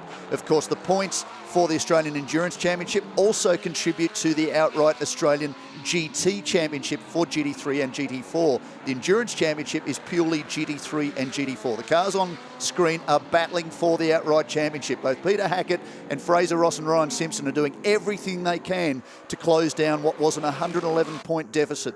This weekend, 320 championship points on offer, so there is still plenty to play for. Even though 111 points sounds like a very big deal, there's still a lot to go today. This is only the first leg of the second leg of this race, but all the cars are competing for points at some level. These guys for the outright GT3 Championship, and as you point out, the 2 KTMs in the McLaren 570S GT4 of Christian Fitzgerald and Englishman Michael O'Brien competing for the GT4 Championship. But in outright real honours for the Australian Endurance Championship title for GT4, it really is the number 48 Macmillan Engineering Group and the number 50 Vantage Freight KTMs that are in the battle. The McLaren, of course, this is making its debut, the 570, for the endurance element of Australian GT. How about Fraser Ross? How quick is he? He's doing what he did yesterday. The HSY McLaren, he is trying to unflap the unflappable. Peter Hackett he'll be aware of it. The lights are flashing. There's orange, bright orange HSY Optico paintwork dashing behind the steel fine Mercedes there, and he'll be well and truly aware of it, but he's very unflappable, Peter Hackett. He'll say, righto, I've got that there. And we just saw it at Dandenong Road. He took the middle line into the corner, which he's allowed to do. Last lap around, Fraser Ross, he's doing it again, popping it out. A little bit of a flash on those Le Mans 24-hour lights on there, and he is really letting Peter Hackett know.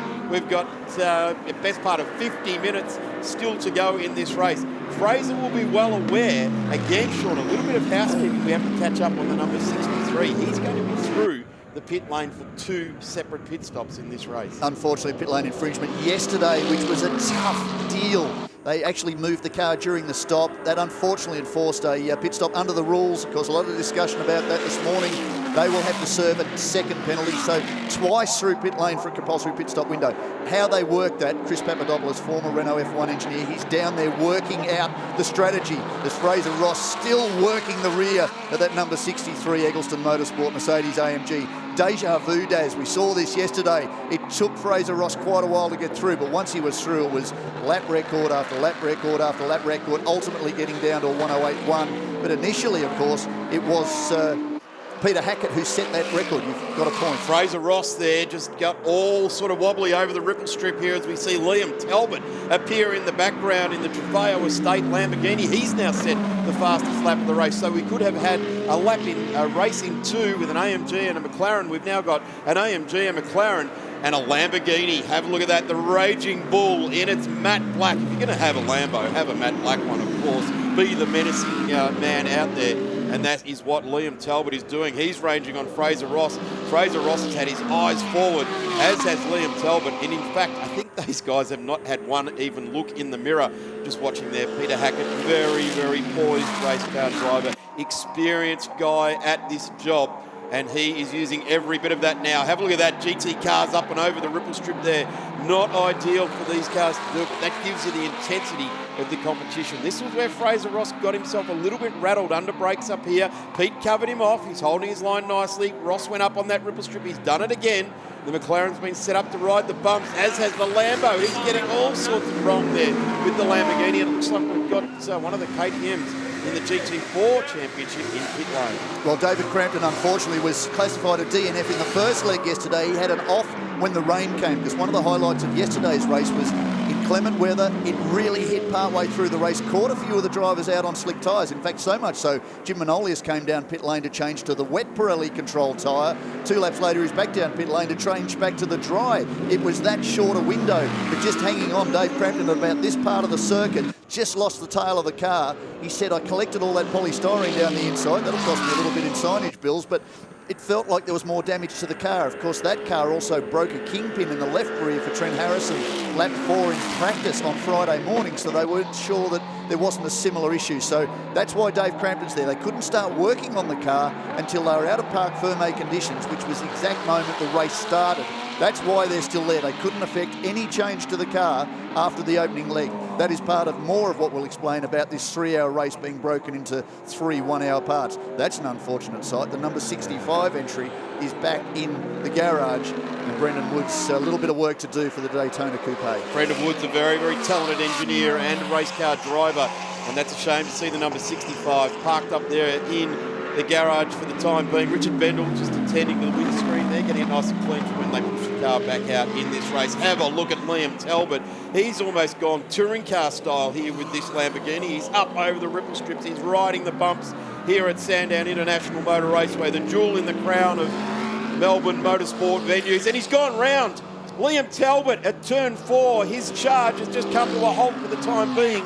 There's the gap. It is a massive gap back to Dale Patterson. In fact, he has not lost the spot. He's gone around at turn 4, parked it up on the ripple strip that you referred to yesterday, Tirana corner, Sean, down there at turn 4, and gets it going again in the Lamborghini Huracan out of the Trofeo estate. Looks like they're about to start lapping traffic, and what are we? I've got to go back to the math. How many laps did we do yesterday? 44. So we're on lap number 10 now for the race leaders, and that's likely to be Justin McMillan. In fact, it's, both of the KTM crossbows from their motorsport team, both Ryder Engineering built 2-litre turbo-powered Audi engines in those cars. Very similar engine to the Audi RS3 LMS TCR car, but certainly makes the performance difference. Let's go back for a replay, see what happens to Liam Talbot. Through 2, into 3, on the gas down to 4.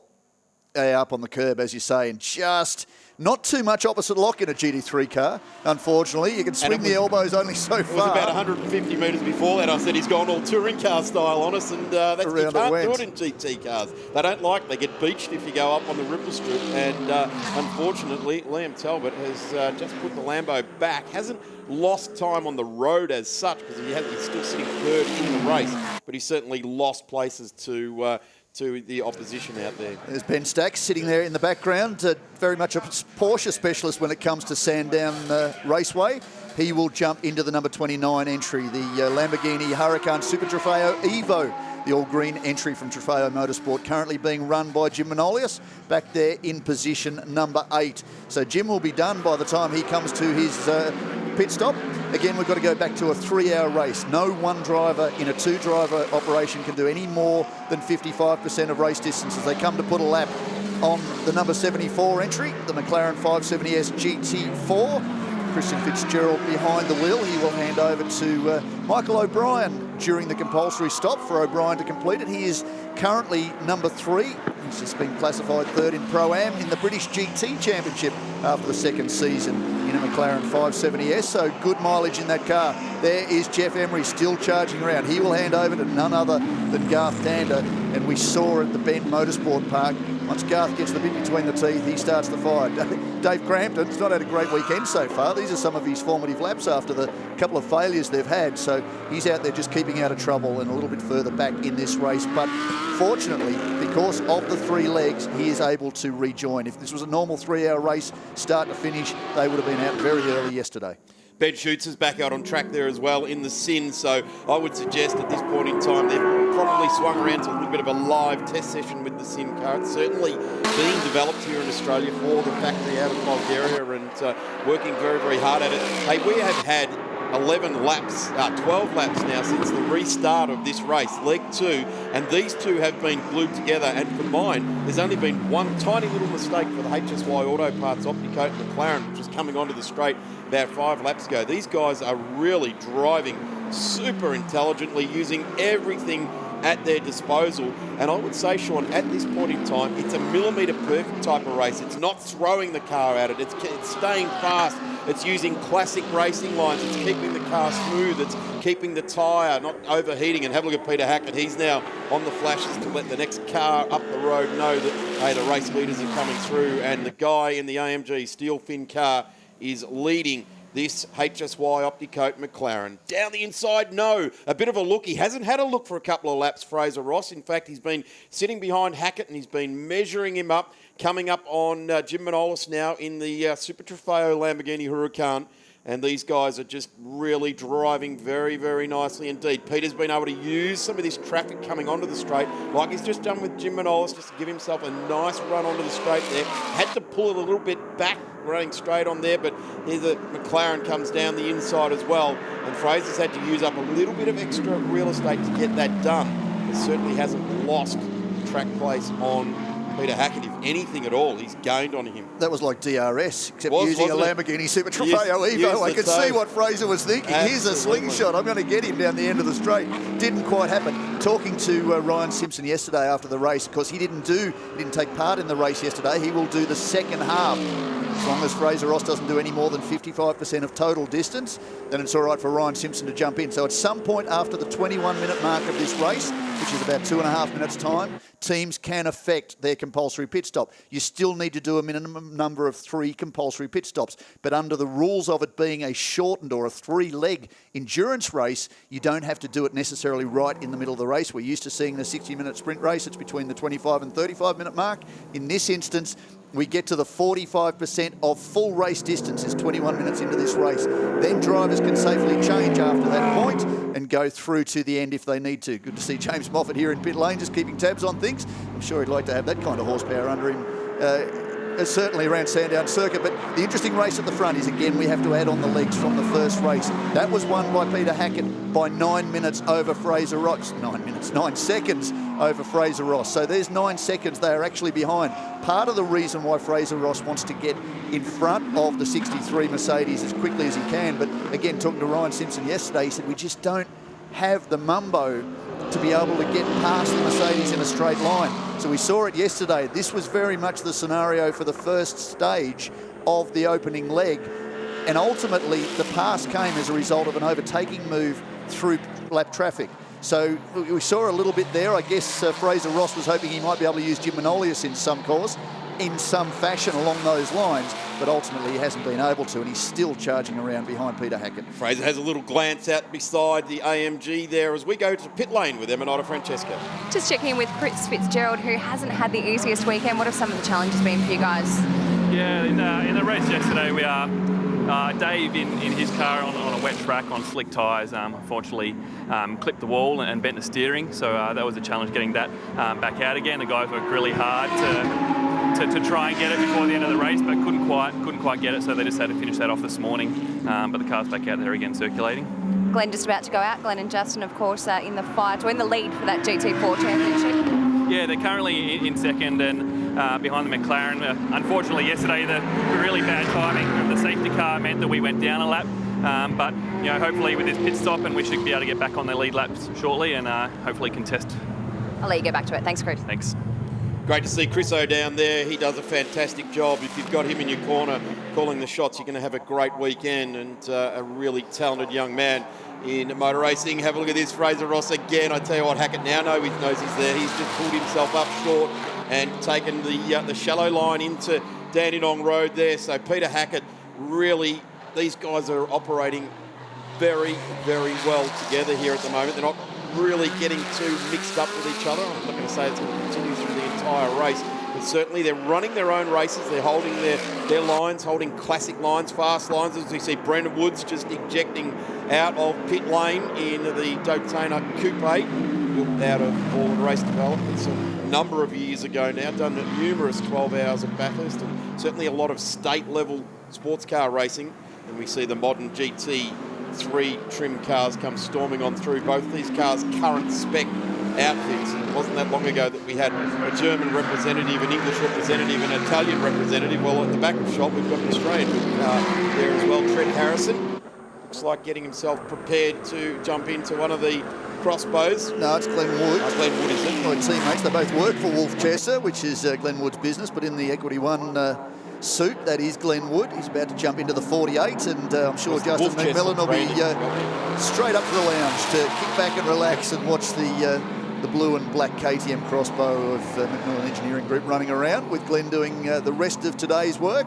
There should be a few pit stops you'd expect at some point. The compulsory time pit stop window is open, and here it is, the leaders right on cue. Boom, there it is. Yeah, that's I've got something special going on. I'm not sure what it is. Well, this is the first time that Peter Hackett will have to come into the lane. Unfortunately, will serve two. Well, there is some news coming down from pit lane on that front. It may just be an additional 30-second penalty. Now, during the compulsory pit stop yesterday, the number 74 entry of Christian Fitzgerald and Michael O'Brien also had an issue. They will be serving an additional 30 seconds on top of their minimum time in pit lane. Now, traditionally with Australian GT, there are varying different times based on qualifying positions, times, and the cars and the driver grading, certainly. So that does mean that each of these teams will stop for a different time. Now, as it stands at the minute, the Hackett car should be stationary for 1 minute 16. The Fraser Ross entry with Ryan Simpson, 1 minute 39. So there's an additional 20 seconds. But by serving an additional penalty after that infringement yesterday, you would expect the 63 will be stopped a little bit longer. So it looks like Fraser Ross is out in that all-blue helmet.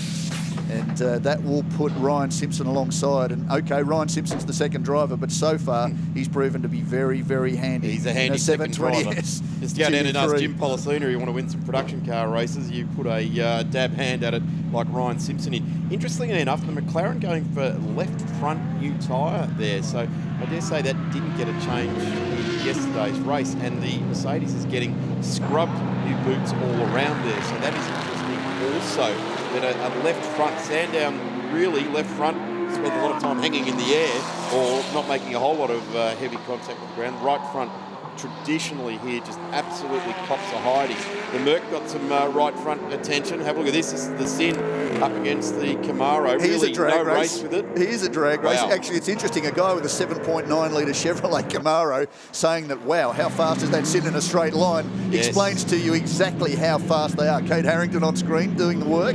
Tearing the doors off the Porsche, as I told you yesterday. Asked Rick Shaw about that one. That's impressive as now the 65 entry rejoins. That's good news. All cars on circuit. That's important. Look at this. Position change now. Okay, so now it is up to the 63 team potentially as to when they want to do their compulsory stops. So it's important the window's open. You don't have to do it necessarily like you would in 3 one-hour sprint races between the 25 and 35 minute mark. You have to do it at a certain time within the race. The window would open at the 21 minute mark. And I would suggest that that is Ben Stack now behind the wheel of the number 29 Lamborghini Huracan Super Trofeo Evo. I wish they'd start to come up with a shorter name for the cars. It's a bit like the Audi R8 LMS GT3 Evolution 2. Yes, and then there was then they'll add Ultra to it, and then they'll go to a whole new model, don't they? It's each 6 months of evolution of each one of the models. Hackett now just making sure that he's got some heat into those tyres before he comes up, plunges across the top of the very famous Sandown Hill. Here we go. Now, this is an awesome driver pairing. It's fantastic. The McLaren has got two calculating smooth race drivers in it. These two, Commodore Cup and Supercar background with Jeff Emery, Supercar background with Garth Tander. For mine, I don't think there's any more attacking race driver than Garth Tander in Australia these days, being that Craig Lowndes is out of full-time racing as well. And these two drive the GT car with a kind of touring car attitude. They're maximum attack. And for Garth, There's only 34 minutes. This is an easy stint for Garth. He will come right up on the wheel, and we're about to see some pretty cool laps in this round. They need to make up a little bit of ground. They lost a lap yesterday. They had that spin, obviously, with Jeff Emery through turn 1 at the start. We're just getting a quick run around the world there as Christian Fitzgerald gets out, and Michael O'Brien, fresh from being on the podium at Donington in the UK last weekend for the closing round of British GT. He gets behind the wheel of a car he knows only too well. So keep a close eye on that one. They, of course, are in the GD4 battle with the 2 KTMs, but this is the one we're interested in. Eric Pender controlling the car, the crew from Melbourne Performance Centre getting things ready for Garth Tander to go out. We saw him do it at the bend. He was absolutely incredible at the bend. Jeff, a little bit off colour in the damp conditions, as he was yesterday. We noticed he dropped a lap to Fraser Ross. Was there an issue? No, there wasn't, apart from the fact he wasn't 100% comfortable in the changing conditions. Certainly he spent a lot of that out there on slick tyres too, so a little bit of work to do. Nick Canaris in the blue Porsche. Great to see him back. He had a bit of a setback yesterday. He qualified 4th in the second qualifying session in the Invitational Porsche, which is usually running an Australian GT in sprint mode in the new Trofeo Challenge category. So he's having a grand time here at Sandown. As the quality of noise with the Sin and the Camaro go past, it absolutely thunders down the straight, those 2 cars, and we've still got the Audi sitting there. GT at the wheel at the moment. Car 1. Pender just giving that live countdown to get the Audi back out of pit lane. There's the McLaren, the Evolve Technic. Well, that's serving a penalty, so that has been there for a little bit longer than it needed to. I'll be interested to see what the pace of Michael O'Brien is like. He's done about 3 laps prior to this, but he's done a lot of simulator laps, he was telling me, of the Sandown circuit back home in the UK. So he was happy to see the bright sunshine and the warmth on Friday. Not so much yesterday. It was a bit more akin to what he's used to in the UK. As now Garth Tander gets going. Where will he be on track? But remember, we are combining times, we are combining laps as Ben Stack storms down, tries to get to the inside. Oh, Nick Canaris is going probably too far around the outside. No, he's pulled it off. That one will go down in the history books. He'll replay that one live on his iPhone. I'm sure the day I got round Garth Tander at turn 1 at Sandown. GT very aggressive, exiting the pits there as well. Very, very hard to see rear with any of these cars. No, Nick's had a spin on the exit of 4, just pushing a little bit hard. He'll gather it all up again. The biggest problem is that he's stuck on the exit of a blind corner. So a bit of a 3-point turn. Now he's in strife. The officials will be all across that, but he needs to get this going quickly. Oh, just out of the way of, well, it's not the race leader. That is position number 3 in this race, Ryan Simpson.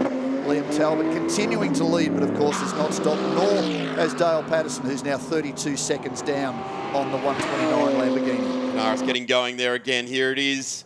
Garth Tander getting through by turn 2 there. Full head of steam. The Porsche up on that painted ripple strip. It's the curb again. Yeah, and just caught himself out. Spun there. Nice move by Ben Stack. In fact, he's had his life come rushing at him. He's only had a lap in the car and he's had GT come through on him and a Porsche spin right across the line in front of him. Here's the 2 guys that were glued together for the first 16 laps of leg 2 of this race. Now it is Ryan Simpson that's just driven away ever so slightly on the super calm and collected Peter Hackett. Hollywood to his mates. And Pete comes charging down the straight here. The HSY Auto Parts car leading this challenge now. It's Liam Talbot out in front in the Trofeo Estate Lamborghini Huracan GT3 to Dale Patterson. We saw Dale battling it out with Ben Schutz in the Sin. They're doing a ripping job there, both of them, both Dale and Ben. Not getting as many laps as they probably would like, either of those guys in GT racing, but great to see Ben Schutz given the opportunity to jump behind the wheel of that car and give it some more development. Liam Talbot now in pit lane as the race leader. I should imagine Dale Patterson will be down pit lane before too much longer. Nick Canaris in pit lane. So one wonders whether or not he's just checking what happened as a result of that. Sounds like Emma's got some news down there in pit lane. CAMS have partnered with very special kids this weekend. Eugene, what made you want to get involved with such a great organisation? Well, motorsport's not probably known for getting involved in too many of these charities, and so very special kids happen to be very close to us in Melbourne, and so we thought what a great opportunity for us to partner up with them and raise some money for a fantastic cause. And of course, 10% of all tickets sold this weekend have gone to the charity as well. Yeah, and it's going to go to the charity, and we want to continue the relationship with very special kids. We think the work that they do is fantastic, and so longer term, we see them as a partner we're going to continue supporting. Thanks a lot, Eugene. And Bridget, for those that don't know at home, tell us a bit about what Very Special Kids are all about. Very Special Kids supports 900 Victorian families who have a child with a life-threatening illness. We actually support them all the way through from the diagnosis of the child all the way through to they either recover in adulthood or till bereavement if the child does die. We offer a range of services, mainly our hospice located in Malvern, which gives families respite. We also offer a range of emotional support services like sibling days, coffee and morning teas for parents, counselling and end-of-life care and bereavement support, to help families move on. And how can people donate that are here today or watching at home? Well, today my volunteers and I will be around course with these beautiful pigs, so please fill them up. Online, you can head to our website. Otherwise, the Shannons Nationals obviously have their own individualised link, which they're going to be pushing out throughout the day. So feel free to jump on and support us there. We only receive about $2 million in government funding, but it costs us $9.1 million to run our hospice every year and our services. So really, we rely very substantially on the public to keep that going. Thanks, Bridget. All right, well, look out for the pink pigs if you're around and head to thenationals.com.au. Thanks very much down there, Emma and Eugene. An undeniable cause that anything to do with the Very Special Kids, and we do encourage everyone to get online, www.thenationals.com.au for Very Special Kids. It is a very important cause and we're right behind them here this weekend. 10% of all the ticket sales this weekend go to Very Special Kids. So make sure that you join us, jump on the Nationals website, click and please donate, contribute to that fantastic cause. Ryan Simpson set the fastest lap of this race, 109.1. He's a second shy of the new lap record set by his teammate Fraser Ross, but I reckon Ryan Simpson's going to go after that because so far, since he's been in this 720S GT3 McLaren from 59 Racing, he has been the faster of the driver pairing. Now, it's not bad to bring a super sub in that's faster than you, especially when you're going for a championship. And Ryan Simpson and Fraser Ross are in the championship hunt against Jeff Emery and Garth Tander, and of course so is Peter Hackett for GT3 Honours. So it's going to be very, very tight. It's important they push on. There's still a long way to go. Jeff was very reflective yesterday. He said, wasn't a great day for me, but ultimately I'm still in it. But he was thinking beyond that. He said, I've got to think about Sandown when we come back here in November, because not only am I in the box seat to win the Endurance Championship for the very first time, I'm going to be leading potentially by the time we get back here to Sandown in November as the GT3 Sprint Series Championship points leader. So all these things I've got to take into account, and there is the #1 Valvoline Audi from Audi Sport Customer Racing Australia with Garth Tander behind the wheel, back in position #5. Don't forget that Ryan Simpson is the current reigning Australian production car champion with Jim Policina. So he was, as you said, Sean, he was the super sub for Jim Policina and in numerous different Jims in Evo 10 and then again in the Lotus Exige last year in the Australian production car championship. And Ryan has won the GT3 Cup Challenge, also the Kumo touring cars as well over the years. So he's a very, very talented race car driver, and great to see him getting an opportunity here in GT trim as well in the HSY Auto Parts McLaren. And there's Peter Hackett just on the flashes as well, trying to let these couple of cars battling it out in GT4. The Justin McMillan car just up in front of him there with the McLaren in behind. So current race positions as they stand right now, Ryan Simpson in the #59 McLaren is leading this race by 4.2 seconds over Peter Hackett. On aggregate, it's about 5 seconds difference. Liam Talbot still back there in position #3. He will do this full leg himself. We won't see Joseph Ensabella until the third leg this afternoon, which starts at 4:50 p.m. He is third in this race in the 129 Lamborghini Huracans GT3. Garth Tander is in position #4 now. He's just jumped up over Dale Patterson, probably by virtue of Dale Patterson's compulsory timed pit stop. Michael O'Brien in the car, the second of these two cars on screen, leading in GT4. He's just punched out the fastest lap of the race with a 1:16.05. Probably no surprise as a pro in the Pro-Am lineup in British GT in a GT4 McLaren 570S GT4. Ben Stack in position #7 on 63 laps. That's 3 laps down. No, that's his fastest lap. I apologise. On lap 64, he's 6 laps down on the race leader in the #29 all green Lamborghini Huracan Super Trofeo Evo, different car to the black car on screen that is just in there behind the black and orange Chevrolet Camaro GT3 of Dale Patterson. Position number 8 is Glenn Wood now in the blue and black KTM crossbow for Macmillan Engineering Group. Brendan Woods is shown in position 9, currently in pit lane. Nick Naris in position number 10 in the invitational category. Ben Schutz in position number 11, and David Crampton after that DNF yesterday, still charging around back there in position number 12.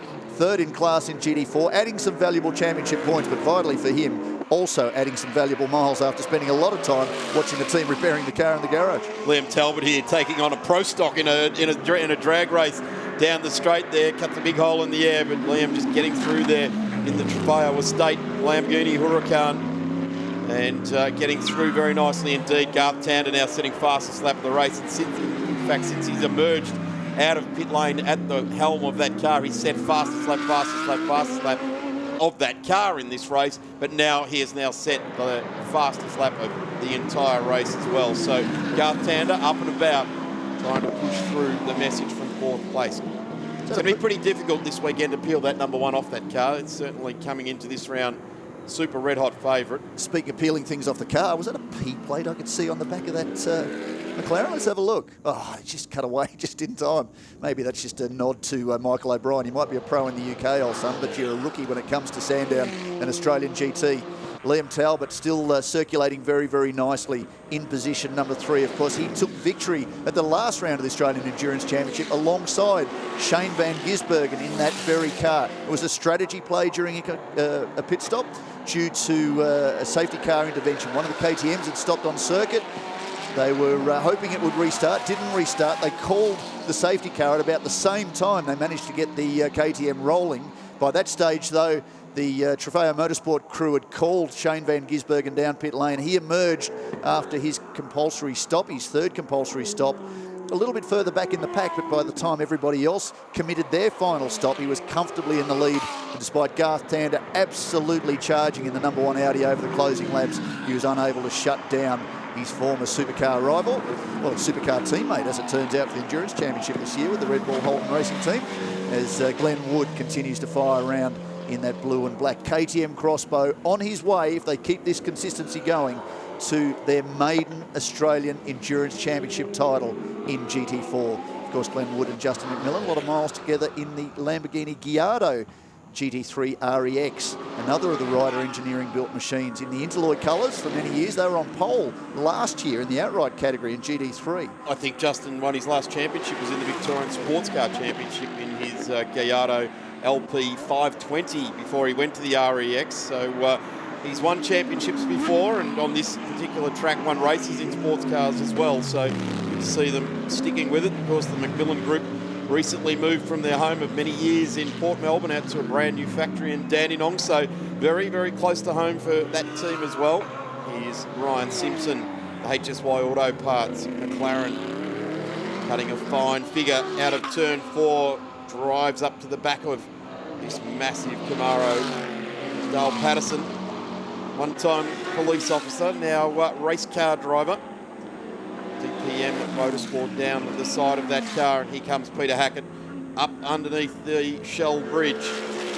Comes up to the new bit of track off to the right there, all new bitumen hard stand runoff area there. New safety improvements here for Sandown, and we applaud the Melbourne Racing Club for reinvesting in this facility. Liam Talbot, sorry to cut you off, is just punching out some very fast sectors. Fastest first sector potentially, yes it is, purple sector. You can see the numbers. Fastest second sector, fastest lap of this race, 1:08.98 to Liam Talbot in the 1:29 Lamborghini Huracan GT3. So we started this sector of the race, or this leg of the race, on lap 44. We're now up to lap 74. So we're pressing on very well. We got 44 laps done yesterday in the hour's time. We've still got 19 minutes to go in this leg. So we're going to see that very, very easily. We're going to see a couple of extra laps as well. I would suggest just having a look at the remaining time in this leg of the race. As our race leader comes up, goes through the kink, over the causeway, but heads off into the southeastern suburbs of Melbourne. Up the hill we come. Corrigan Road off to the right-hand side there, driver's right, and turn left down and run down to the famous Dandenong Road corner. And point the car back up towards the grandstand. I was just about to point out that coming out of turn one, Dale Patterson looked to be very gentlemanly, moving across to give Fraser Ross some room, and of course then there was a straight line. So that would give this McLaren a bit of a shake, see what it's got.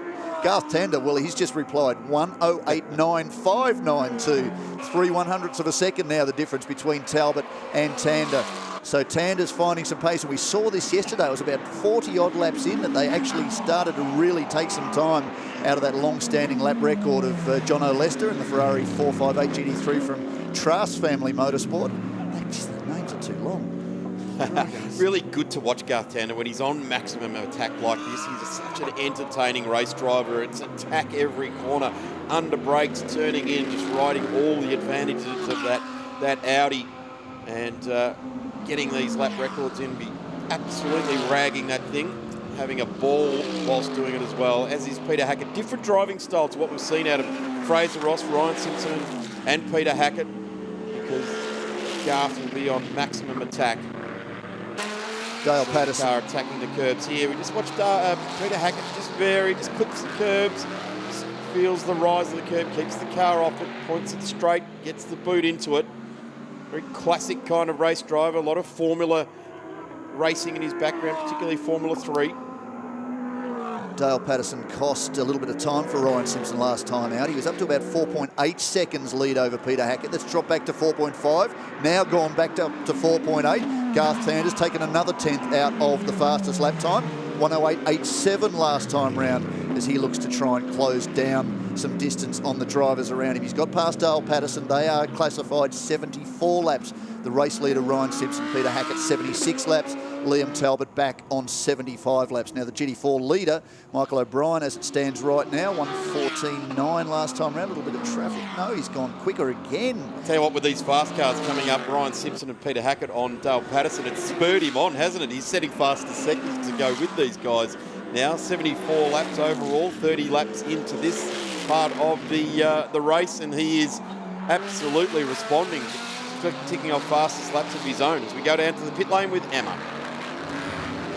Jeff Emery, obviously a bit of a setback for you guys yesterday, but it's a new day today. The sun is shining, obviously very different conditions to yesterday too.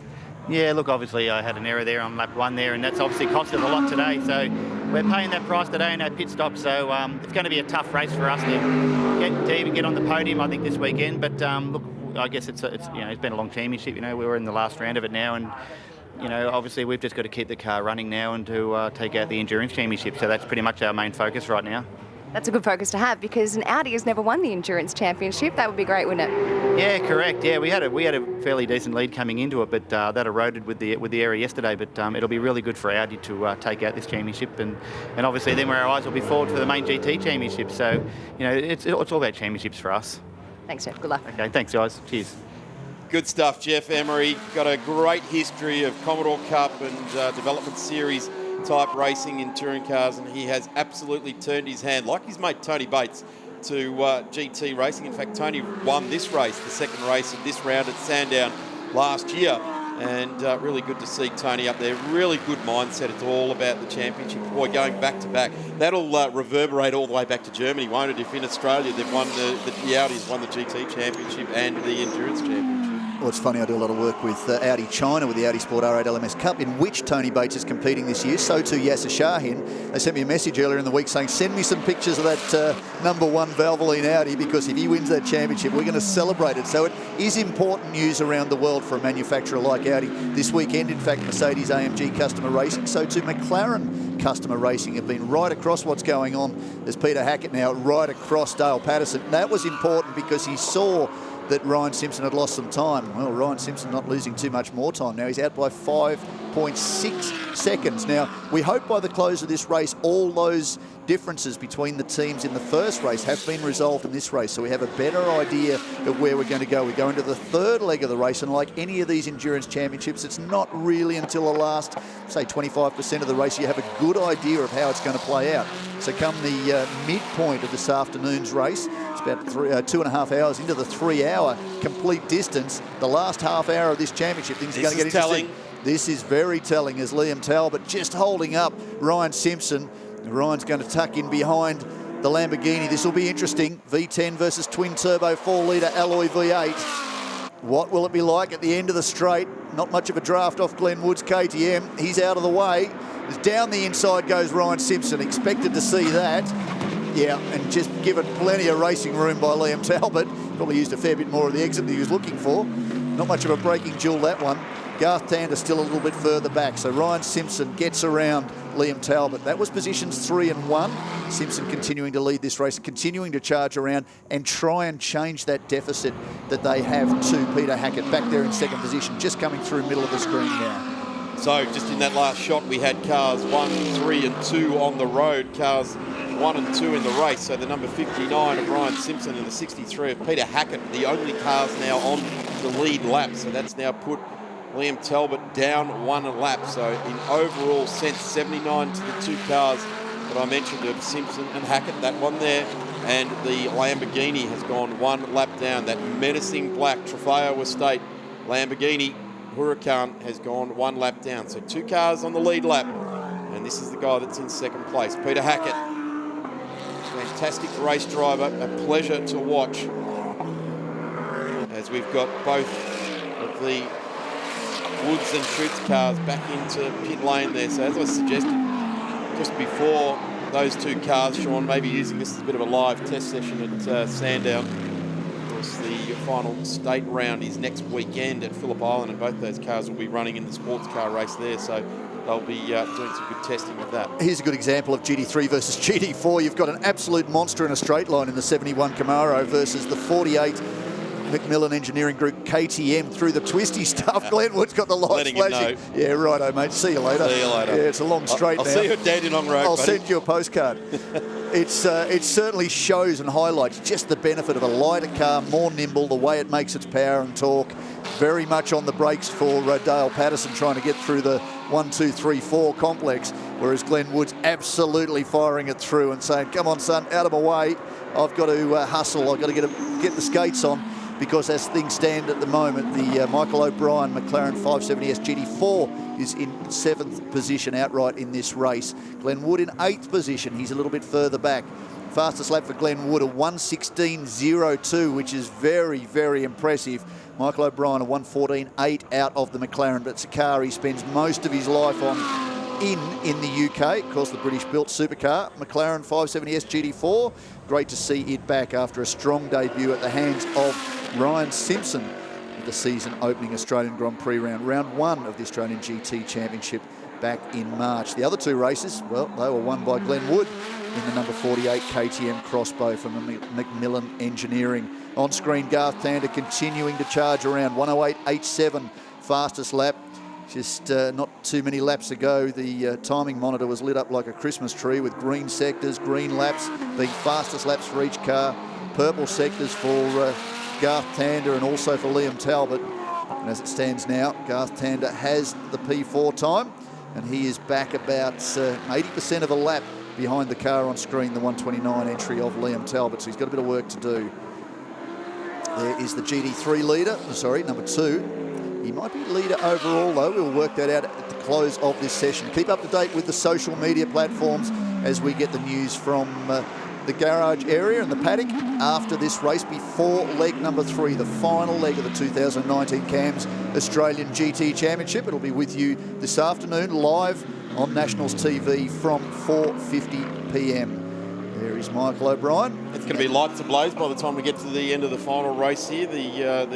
Yesterday we had the production cars going through till about 6 o'clock, and was certainly lights ablaze as the skies were very dark last night. A beautiful day here in Melbourne today. Clear skies, lots of sunshine shining on these GT cars right now. I don't know, Daz, there's a big, dirty, dark cloud up above us. We're talking about it all 4 seasons in, well, it was almost in a 1-hour race yesterday for Australian GT. It almost snowed at the close of the race. Yeah, and look, this is the traditional time of the year that we've seen a touring car race here for 500 Ks, and just as we say that, Garth Tander just drops that lap time again, a 1:08.82. So there's hardly been a 500k touring car race weekend here where we haven't had rain over the years. So some of the classics have had rain, sun, and the cars get to the end of those journeys very dirty indeed. Some great shots of cars on screen now. The Lamborghini Huracan, Peter Hackett at the wheel of the number 63 St. Ali Steel Fin AMG.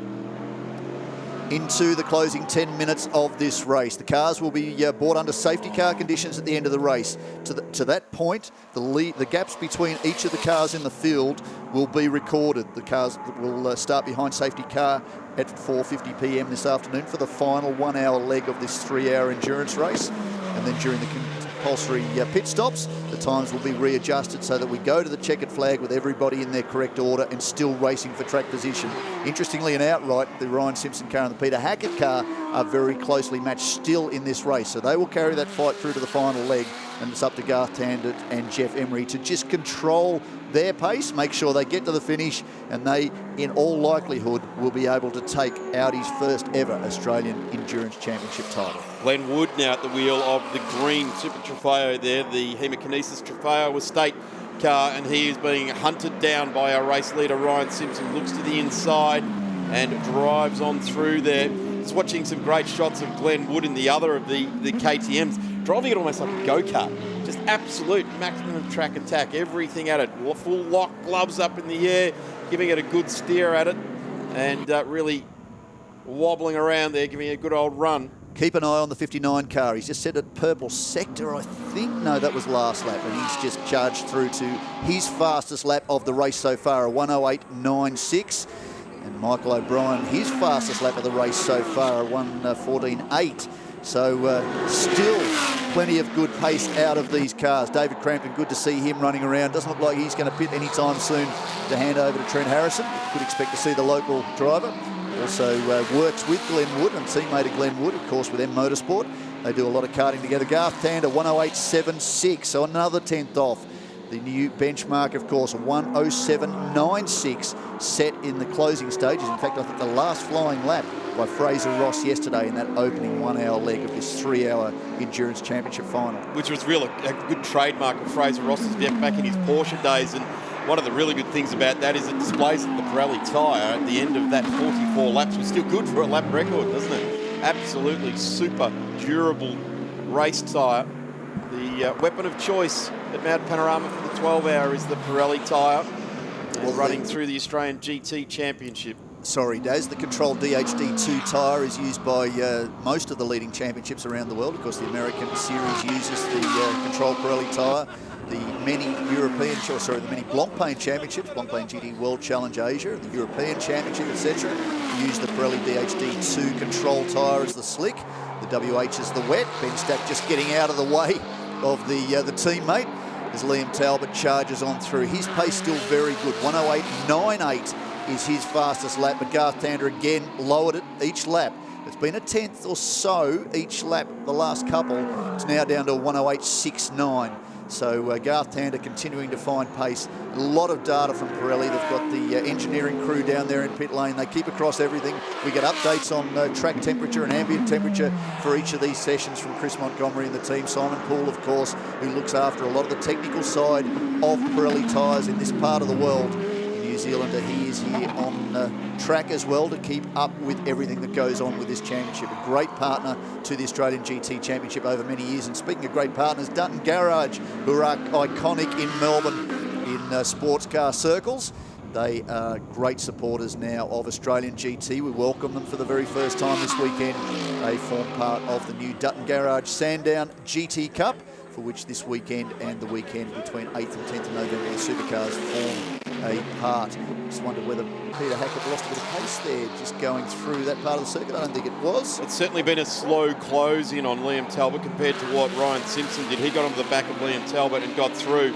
Simpson now doing his fastest lap of the race as well on a 1:08.69 and a 1:08.697. Yeah, you need to and go that's further relevant back because it's a 1:08.696 to Garth Tander. 14 thousandths of a second difference to Garth Tander. So Ryan Simpson, this what we saw yesterday, not hanging around as Liam Talbot gives a little bit of room to Peter Hackett, who is second in this race now, 8.2 seconds down. So it'll be interesting to see just what goes on when they add all these numbers up at the end of this race to see where we are actually situated as we get into the final leg at 4:50 p.m. this afternoon. Dave Crampton into pit lane, likely to hand over to Trent Harrison and allow the local driver to get some miles. Of course, Dave Crampton from Sydney, lot of miles in the Radical Australia Cup in past years, stepped into the KTM Crossbow GT4, had a fairly tough initiation into the championship at the Bathurst 12 Hour in 2018, but really enjoying his time in the Ryder Engineering built machine. Interestingly enough, the two cars that Liam Talbot has seen go through in the lead of this race, the McLaren and the Mercedes, are one of the two only cars in GT type trim that he hasn't driven. He's driven Astons, he's driven Ferraris, he's driven Porsches, but he hasn't driven a McLaren and he hasn't driven an AMG race car. So he knows the ins and outs of them all. Of course, he drove for the factory at Aston Martin, drove with one of the top executives at Aston Martin in his European foray of his career, and now driving the Lamborghini Huracan for the Trofeo Motorsport team. And such a short career, and he really does drive like a super mature driver. Won the Radical Australia Cup in the 14 season, I think it was, with Paul Stokel as his tutor and Rick Kemp working away there. So two really big names in Australian motorsport that helped him very early on, and he certainly has progressed ever since. It's great to see Liam continue on with his racing career. Third in this race on the road at the moment. That car there, the St. Arley steel fin AMG of Peter Hackett, as it thumps across the top of Sandown International. Begins the plunge down to Dandenong Road, the hairy plunge. It really is quite the roller coaster ride. Once you turn left there and run all the way down into Dandenong Road, you really have to leave the braking as late as you possibly can, but you cannot sacrifice that corner exit speed, otherwise you get gazumped at this corner. And all of these cars carrying nice speed through there. Daz, I think we're maybe a lap out from the safety car reappearing to bring the field under control, brings them back into Parc Ferme. Teams can't touch the cars until we start the final leg of this 3-hour race. So it is very much an endurance race, even though it's broken into 3 1-hour sectors. There are some minor things that teams can do, run the car up to get it up to temperature, make sure tyre pressures and some of those things are okay, but effectively no mechanical repairs, which is why the number 50 Vantage Freight KTM started this race 3 or 4 laps in, because they had to repair it after that DNF that David Crampton suffered yesterday. He couldn't get the thing back and get it out on track, so they couldn't do it till the yellow flag's outside. Suggest safety. Oh no, that is the 570S GT4. Michael O'Brien, who's been pushing very, very hard, but he looks like he's pushed it into the tyre barriers down there at Dandenong Road corner. That's not good. So the yellow flag wasn't for safety car. The yellow flag was for the number 74 McLaren. That's dire news for them, because they were pushing the very front of this GT4 field. So that will have consequences. One wonders what's happened with Michael O'Brien down there. He's pushing very, very hard. Down to a 1:14.82. Really is extracting as much as he can out of that car. Last lap around before we saw that yellow flag. That car on screen, Ryan Simpson, eclipsed the fastest lap of the race by 2 1/1000ths of a second. A 1:08.68. has gone through as we've got safety car come into it. He took 2 seconds out of Peter Hackett that last lap. So now the field is brought under control. That's it. Leg 2 is over. So we're 2/3 of the way through the final round of the 2019 CAMS Australian Endurance Championship. Make sure you stay with us. There's a little bit more to hear. No doubt we'll hear from Emma and some of the crew down there in pit lane at the end of this. But join us at 4:50 p.m. this afternoon as we go into the vital final leg. And right as things stand now, the two cars that needed to make inroads into Jeff Emery and Garth Tander's championship points lead, Ryan Simpson and Peter Hackett, are doing everything they can to maximise their score from this weekend. Ryan Simpson still charging around. No one's quite told him he can back it off now. He can bring it down pit lane shortly once you get to the safety car. He's done a brilliant job, as we've seen. Been flawless all year in either the 570S GT4 or now the 720S GT3. It's become a great part of this 59 racing operation. And what a great way to end this leg. He will be the sole operator, I would expect, in the final leg of this round. So I think the compulsory time pit stop window will open on the opening lap of leg 3. So anything could still happen in this run. The weather, it's typically Melbourne, anything could happen there. It looks like it should be okay. But as things stand at the moment, we go into this final leg this afternoon and it will be all to play for. Peter Hackett back into the lane now. We'll see the crew come out. They'll be able to attend to tyre pressures, and that's about it for the moment as they go into Parc Ferme. Our race winner, or leg 2 winner, not race winner, Ryan Simpson, who at the end of that race on lap number 90 did, lap number 89, a 108.6834. The only other car into the 108s was the Tander Emery car, and it was Garth Tander with a 108.6963. So you do the math, 6.6834 and 6.963. So very, very close between that car there, the beautiful HSY Auto Parts Opticoat McLaren, as the leg 2. So 2/3 of the way through event 1 of the Dutton Garage Sandown Cup for GT cars. Pulled up right in front of that number 1 sign. And we wait to see Ryan Simpson emerge. Ryan Simpson gets to the line in that leg 2 of the Australian Endurance Championship, the final round, and we'll have the final race at 4:50 this afternoon. Peter Hackett in the Eggleston Motorsport AMG. Liam Talbot for Hemakinesis and Trofeo Estate in the Lamborghini. Garth Tander for Valvoline, Dale Patterson and Dale Patterson Motorsports. Ben Stack, Michael O'Brien, Glenn Woodhome in the M Sport KTM. Nick Canaris, Brendan Woods brings home the Daytona in 10th place. And we'll go down to pit lane to Emma Natal Francesco. Fraser Ross, great work, leading outright. So far so good this week and only one leg to go. Yeah, so far so good. We had a good stint yesterday, managed to build a bit of a gap, and today we knew that we had a less stop than Hackett. So when we gave it to Ryan, he came out in the lead and did what he does best and put a gap on the field. So look, final hour, I think we're the fastest time again in that race, and last night with a lap record. So it's certainly going well, and Ryan's got the honours to take it home tonight. Yeah, Ryan, certainly looking very quick out there and much better conditions to what we experienced yesterday. Yeah, we're a bit worried about rain this morning, so it's nice to have a dry run. The car felt good. Fraser did a good stint at the start there, kept us in contact with the Mercedes, and then, after the pit stops, had the lead and just tried to put a gap for the next race, so hopefully we start in the right position. Good luck for the last leg this Arvo. Cheers, thank you. All right, we're going to take a very quick break on our live stream coverage, but we are back at 12 o'clock. We're also live and free on SBS. A huge afternoon of racing. S5000 TCR going back to back. Make sure you join us at Sandown Raceway for round 6 of the Shannons Nationals. See you shortly.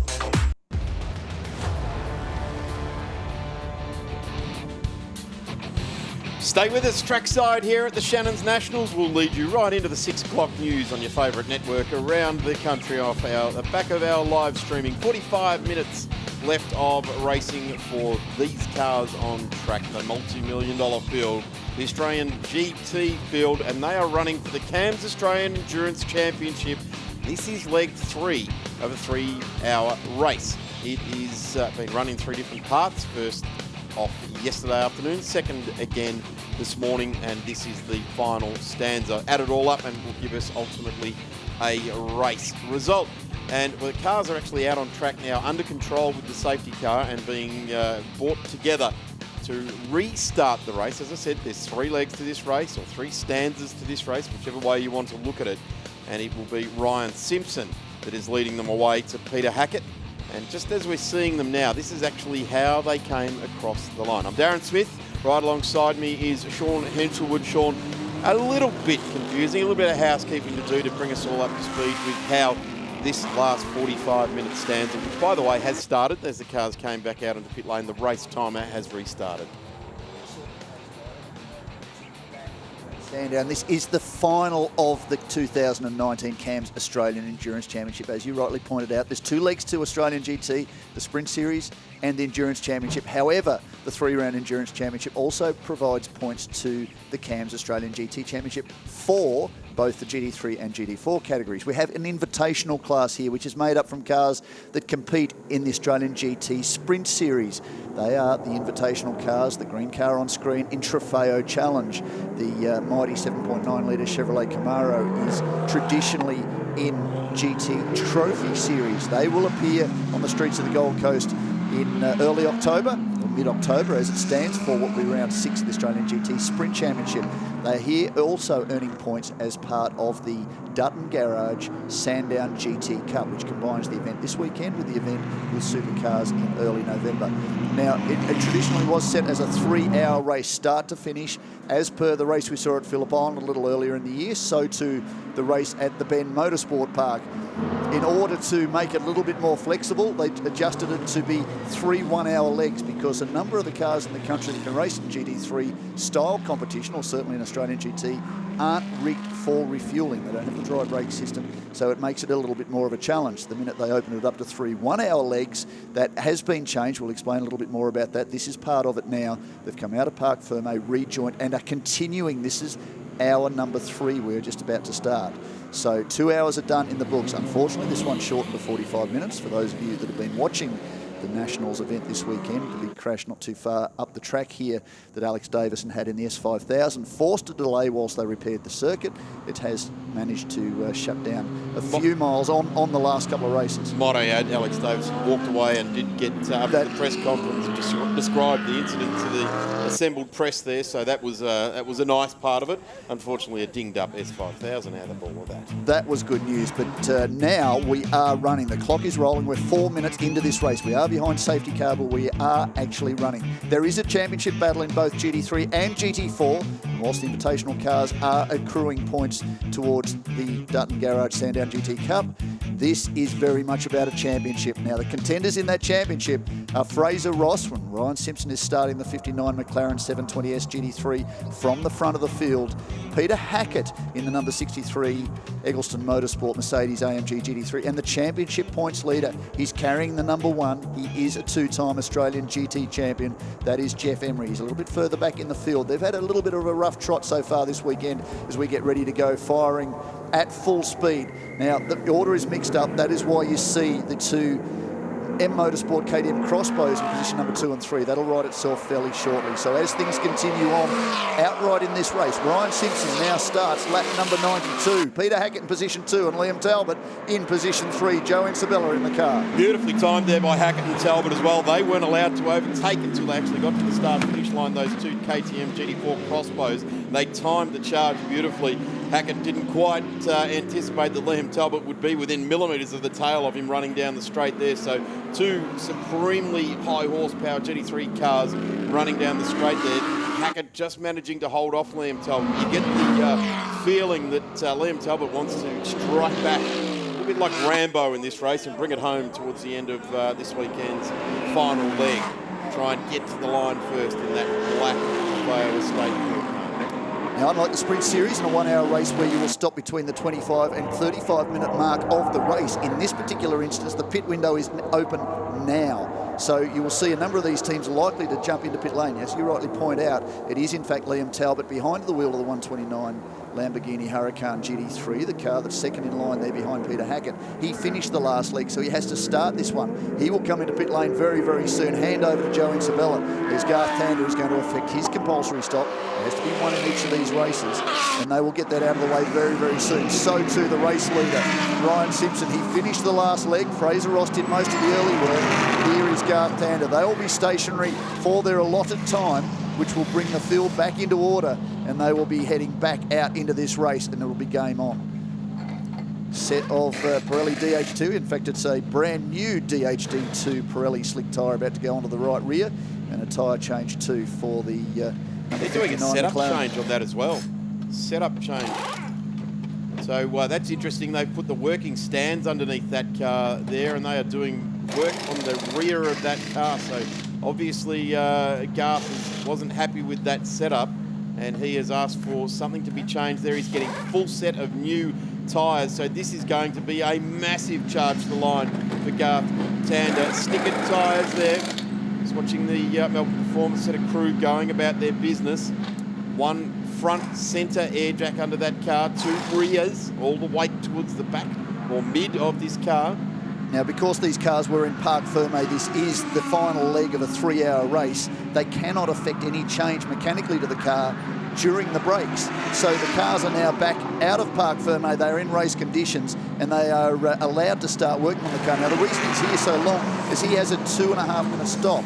150 seconds that car must be stationary. The 59 car stationary for 90 seconds. This is all adjusted to take into account things like driver gradings, etc., when you consider Garth Tander as a professional driver. So those are things that need to be considered. There's no delay here, as you see Jeff Emery watching on behind. There's now the 63 entry is in. Peter Hackett will be stationary for 87 seconds. Great to see the Sim R1 GT, one of the invitational cars, back out on track. And they actually started the race in the lane because they had to complete work on that car before they could get it out on track there. This is the Hackett car.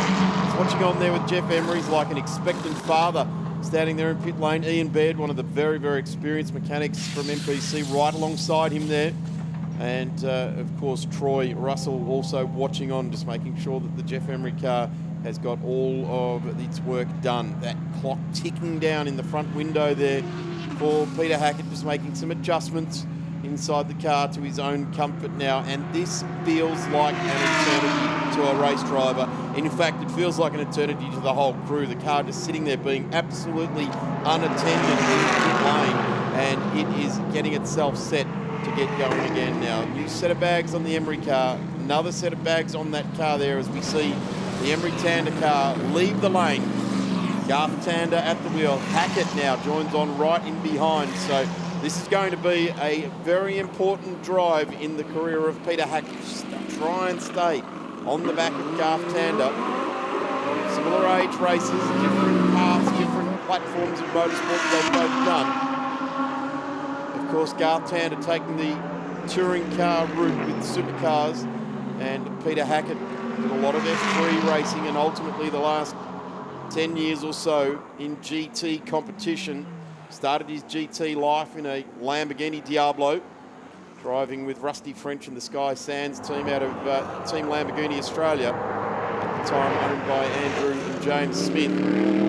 Some time with Erebus, and now driving with the Eggleston Motorsport crew, the Steel King AMG GT. Up the back straight he goes, and here comes Ryan Simpson as well. Ryan Simpson now on lap number 94, so this is for place. It's a Liam Talbot car that's leading the way now. Hackett second, Simpson third, Tander now into fifth. Will be fourth because Patterson and Stack are now in the lane. There's the Patterson Camaro. What a great story that's been. I was talking to Dale Patterson just on my way up here. He's into the 110s.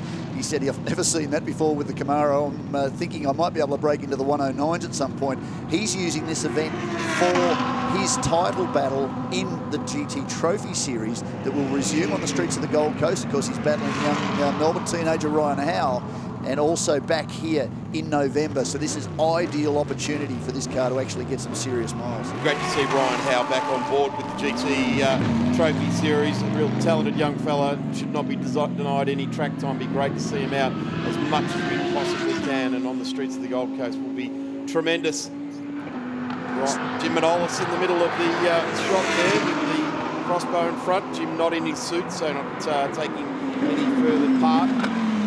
29 being driven by Ben Stack in this leg of the race. 33 minutes left in it. So has Liam Talbot been in yet? No, he hasn't, and he'll be in at some point very shortly. I'd expect to hand over to Joe Isabella. So they are sharing the 129. Both of them have driven this car in the Endurance Championship so far. A 110 dead for Ryan Simpson so far, a 110.6 for Liam Talbot. So he's really pushing very, very hard. Don't worry about the fact that drivers are in pit lane this early. This is their compulsory stop. They're getting it out of the way. 11 minutes in the books. You can see top left corner of screen. 33 minutes left in this 2019 CAMS Australian Endurance Championship. Currently, Jeff Emery is still sitting in the box seat. They might be back in position 5, but in the overall championship points, the gap is being closed by Ryan Simpson and Fraser Ross, who was second coming into this round. Peter Hackett was 4th. He's moved into 3rd now. They are pushing on very, very hard. They know that if there's any drama for the number 1 Valvoline Audi, they're in the box seat to actually take over this championship. Of course, Peter Hackett and Dom Story, go back a couple of years ago, they were the Australian Endurance Champions. Last year, of course, Max Twigg and Tony D'Alberto.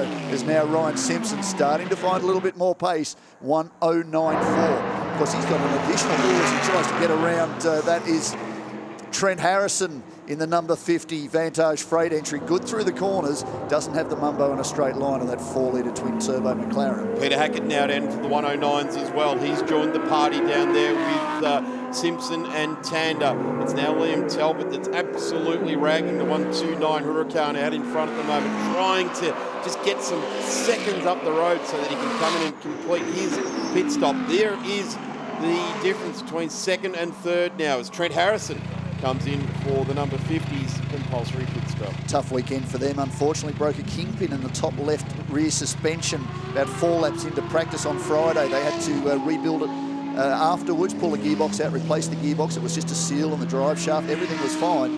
And then, of course, we saw yesterday in the wet-dry session, the opening 1 hour leg, unfortunately about this part of the circuit, David Crampton came off just trying to hang onto the car, caught the grass, had a spin, thought he'd done more damage to the car than he actually had. He picked up one of the polystyrene signs. That knocked things around a little bit. They brought the car back in and parked it. They couldn't affect any alteration to the steering until the start of the second leg this morning. They spent 3 or 4 laps. Very experienced their motorsport crew, got the car out there in record time, and the guys actually had a chance to turn some serious laps. Great to see that mighty Sim R1 GT in the field.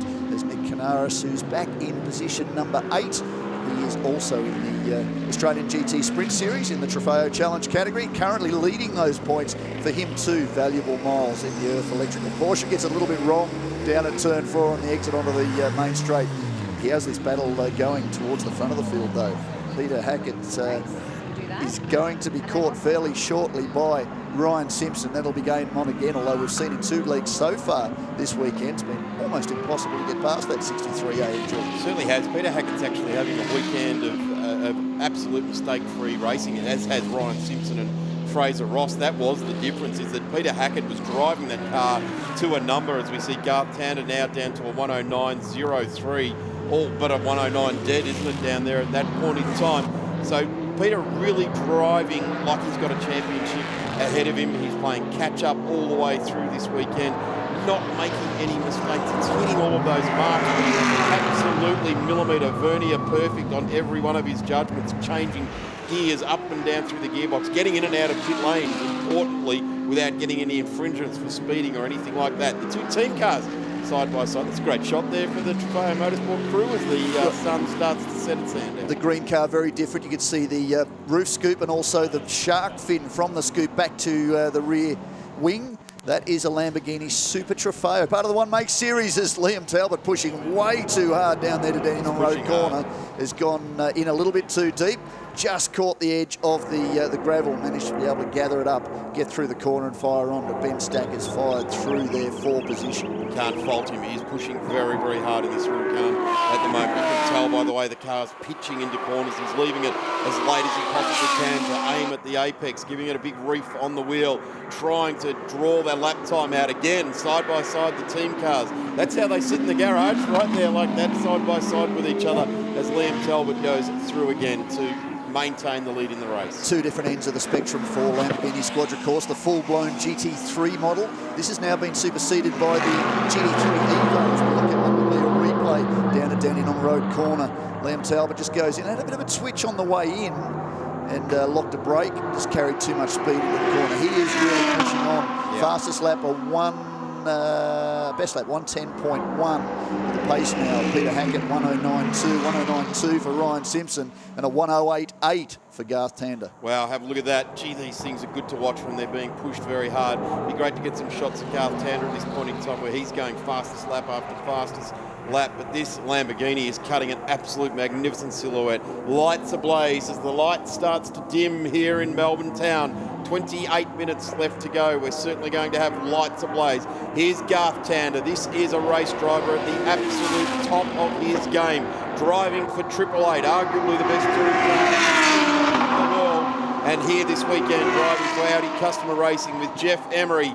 Garth Tander keeping off the ripple strips, driving it so very purposefully, driving around every obstacle on the track. Right in the background there is Peter Hackett. So that gives you an idea of how much real estate that Tander has to make up. Hackett is behind him in second place. He's just seeing back of shot, and that is about the best part of 9/10 of a lap that Garth Tander has to make up here. Car just wobbling its way across the bouncy front straight here at Sandown. Off the ripple strips for Garth Tander. Gee, this is a purposeful drive to try and bring the car one further up through the field.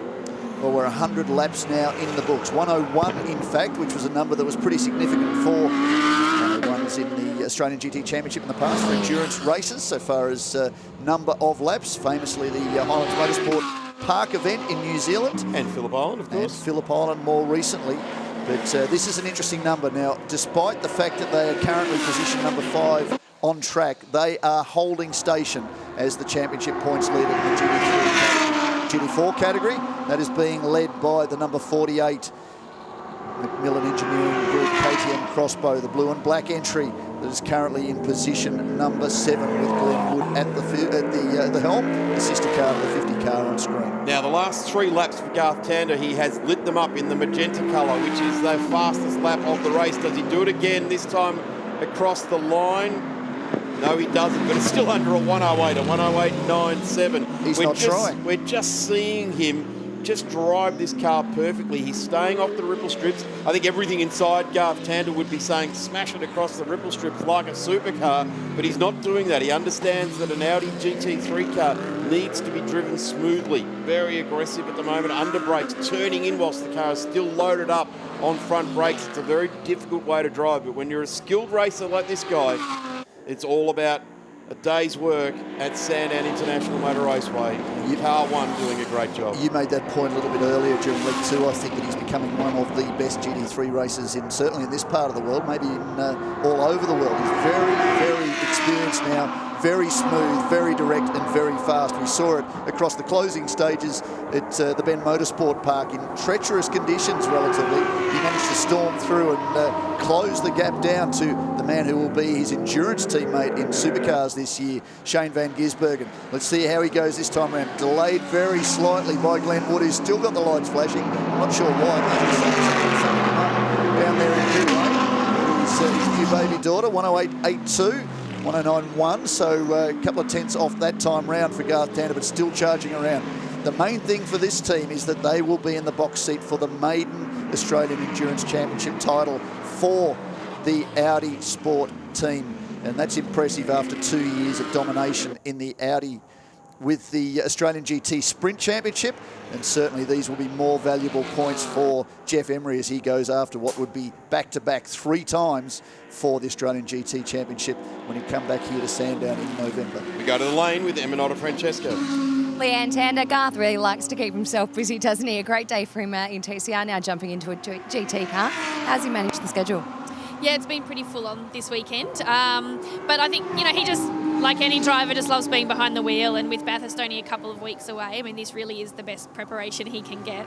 You've done plenty of racing in your time. Can we see you maybe as a co-driver in one of these cars one day? Oh, I'd absolutely love to. I think, I don't quite have the name and status of Garth, so I haven't been asked to help out yet. But of course, anyone who's interested, they should know where to find me. Always a pleasure. Thanks, Leanne. Thanks. Yes, 2 years ago, that lady won the Formula Ford Championship, beat all comers, and some of the names that we're seeing pushing through to the upper echelon, she beat in Formula Ford. So do not mess with Leanne Tander. She is an absolute weapon behind the wheel, and I think Garth would respect that too. He would say, "Yeah, if you want to be a co-driver, this would be good fun to do it together." I guess the height difference might be the only problem, because Garth and Jeff are just about exactly the same height. Well, certainly that is one of the big things. I've been around long enough to remember when Leanne Tander was taken to the fight to some of the leading supercar drivers in go-karts back in her formative years, and certainly she's kept her hand in this level of competition over many, many years. Liam Talbot still charging around 34 seconds down the road from Peter Hackett as things stand right now, and Hackett's extended the lead out now over Ryan Simpson by 6.5 seconds. That could be vital in this particular race. Talbot still has to stop, and he'll be stopping for more than 32 seconds. In fact, when they're in pit lane, the 129 entry should be stopping for 77 seconds. He'll lose that lead. The fight comes back to Peter Hackett. This could be just what Pete needs. It's important championship points, but more importantly than that, rather, is the bragging rights of being the winner here of this round in his backyard. Liam Talbot really driving the wheels off this Lamborghini. It's almost... he's almost taking the Garth Tander style to the GT racing, and Garth's easy stop and just doing the ticking the boxes type of racing. Liam Talbot is on maximum attack here and has been all the way through this race, really getting up on the ripple strips. We're just seeing how he's giving this Huracan a real pounding, just giving it what for, and into the lane comes the Hemokinesis Trofeo Estate Huracan. Now, do we have, yes, Joe and Sabella there about to jump into the hot seat. Out way. There'll be plenty of heat in that car, and it's all set to go. A brilliant job again by Liam Talbot. So the fight becomes Peter Hackett versus Ryan Simpson. I'm a little surprised that Ryan's dropped that far back, 70 seconds back from the number 63 Mercedes AMG GT3. Remember, 77 seconds. There's no rush. No need to do anything hasty. Set of stickers going on to the 129 Lamborghini. It's a little long sitting in there. Maybe he just couldn't get out. I don't want to get out. I'm having too much fun. Let me head back out again. He has done. He's had the last 23 minutes of absolutely wringing the neck of a Lamborghini. Couldn't have thought of a better way to close out the weekend and doing that. We saw this during the opening leg. We saw this during leg 2.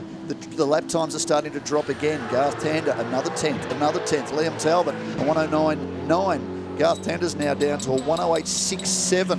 So he's a little bit off the new lap record, which was set yesterday by Fraser Ross. I was talking earlier about Ryan Simpson having another benchmark to go for, not just the win and some valuable championship points, but also to be the fastest driver in the number 59 McLaren. Well, I'm not so sure Fraser's all that fussed about seeing his co-driver, who's brought in to support him, suddenly gaining the limelight as the fastest man behind the wheel of the 720S GT3. But certainly, Ryan Simpson has been doing an absolutely flawless job this year. He kicked it off in the McLaren 570S GT4, which unfortunately, as a result of that off by Michael O'Brien in leg 2, the car had to be retired.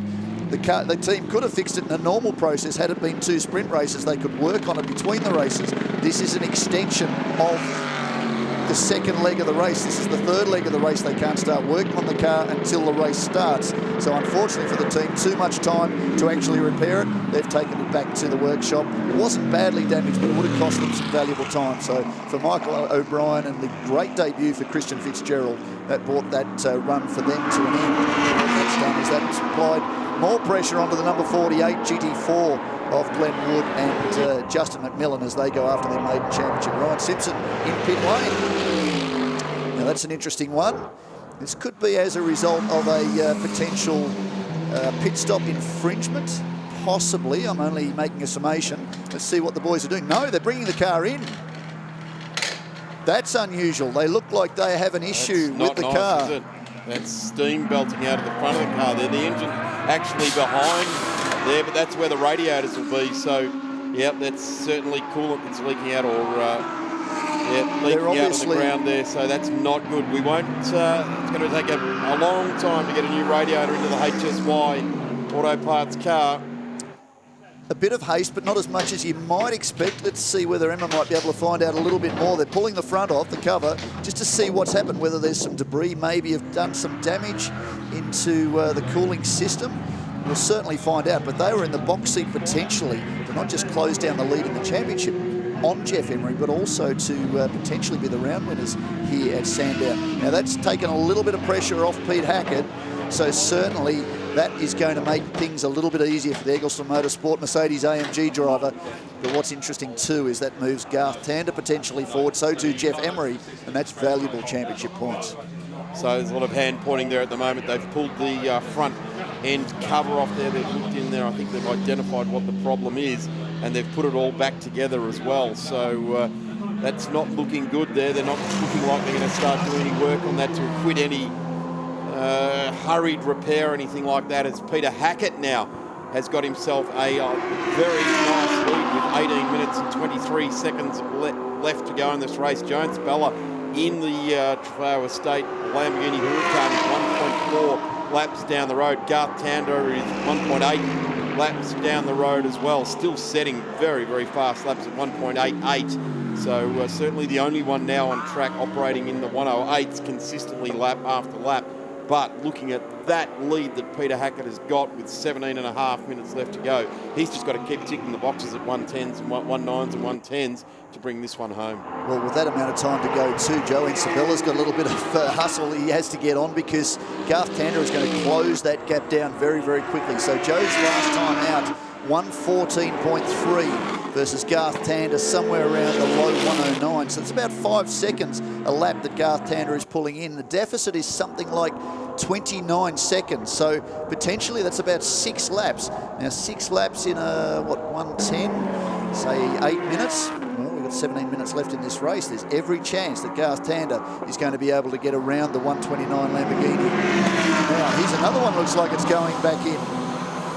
Now let's hope there's no drama for Dale Patterson, but this could just be scheduled because he wasn't sure how he's going to go on tyre wear for this race. When you go on Go-Jacks like that, that looks like you're putting it away down there. So the Dale Patterson Motorsports Camaro on Go-Jacks is not a good sign at all. Now, the other thing that we need to start to look at, Sean, is championship points for the Australian Endurance Championship, as we get an update from Emma in pit lane. Yeah, just catching up with Ryan Simpson. Your day done. Tough luck, mate. When did you realise there was an issue? I didn't know at the start of the race, but after the pit stop when we went out, there was some spray coming on, water spray coming on, which sort of indicated a hole in the radiator. So we tried to keep going, but the temperatures sort of went up and we lost power. So we had to pit it, and unfortunately that's it for the day. Thanks for the chat. Thank you. Well, that's disappointing for Ryan Simpson, who's done an absolutely flawless job. Well, here's a great battle. This is Trent Harrison with Glenn Wood. Two old mates that actually work together at Wolfchester, which is Glenn Wood's business. So now this is a little bit of bragging rights too. Come on, son, let's see. What have you got? Let's go. Let's have a little bit of fun. And that's the way they've treated it all year. The M Motorsport team really have had a lot of fun racing around the place. Dave Crampton has enjoyed his experience with the team and what they have to teach him. Both Glenn Wood and Trent Harrison have been instrumental in bringing Dave Crampton forward. He was very successful in the Radical Australia Cup. Was on the podium a number of times here at Sandown in past years. Loves the circuit, but jumping into this car is a very different style of racing. So he has used the experience of these two young guys to actually help him improve, and he's just enjoyed the experience immensely. So they'll be having an absolute blast over the closing stages of this 2019 championship. The race leader, lights flashing, ranging up on this battle for the GT4 title. Have a look at the closing speed there between the GT3 and the GT4 cars. They have got their own battle on to go with these two. They may not have even seen that Peter Hackett is ranging up on them. He is giving them the benefit of the doubt without diving down the inside of them at Dandenong Road corner. Let's probably see him at the next one. Now, here comes Garth Tander down the straight, and Peter Hackett was coming around into that last lot of the corners there, and Garth Tander is now setting fastest sectors again. So he's 17.9 seconds behind Joanne Bella now. So he's eating into that second place lead pretty rapidly at this point in time. Still in the 108s, and that's a strong pace from Garth Tander. Remember, he did get some new tyres on board, so he's certainly got the best equipment possible underneath him to chase that back down. Now we go back to the championship equation we were just about to talk about. Coming into this round, 111-point advantage to Garth Tander and Jeff Emery over the Fraser Ross and Ryan Simpson McLaren. They're now a retirement, so their points haul drops quite significantly. The interesting one is next in line is Peter Hackett. Now, Peter Hackett was about 180-odd points further back. There's 320 on offer for the weekend. So whilst 180 seems like a big margin, it's not so much when you consider what you can make over a 3-hour race. As things stand now, Peter Hackett will gain 314 points. Garth Tander and Jeff Emery will gain 246 points. By my maths, that's 54, 68 points between the two. That's not enough to elevate to Peter Hackett above Garth Tander and Jeff Emery. Down to Emma in the pit lane. Yeah, just checking in with Dale. Dale, tell us what the issue was. Just seems to maybe drop the cylinder or something electrical. So instead of risking it for Gold Coast, bring it in. No big deal. I don't think it's something major, but I think we need to probably get it before it's too big. It's a shame because I've enjoyed listening to and watching this car around the track. It's an absolute beast. What's it like to drive? Yeah, no, it's lots of fun. I know everyone loves it. It looks a great car. Heaps of horsepower, especially around here. It's very good to drive around here. The track's great at the moment. Great times. We've done PBs all weekend. It's a shame we can't finish, but I'm not going to risk it. Tough luck. Thanks, Dale. Thank you. Yeah, that's a shame. Like Emma said, we've all enjoyed listening to the Camaro coming down the straight here as we see. This is Joanne Bella coming to the lane in the Huracan now. Let's hope there's no issue there with that car. Is he doing drive-through? I think he's driven straight past his pit bay. It certainly looks that way, so that would indicate something's happened potentially during the compulsory pit stop. So Peter Hackett leads quite comfortably now over Garth Tander, who, by virtue of that stop for Joe Isabella, inherits position number 2. He's still charging around, not so much pressure now as the 129 entry comes back out of pit lane. They will resume in position number 3 as the race leader goes through with 12 minutes remaining in this race. 12 minutes left in the 2019 CAMS Australian Endurance Championship.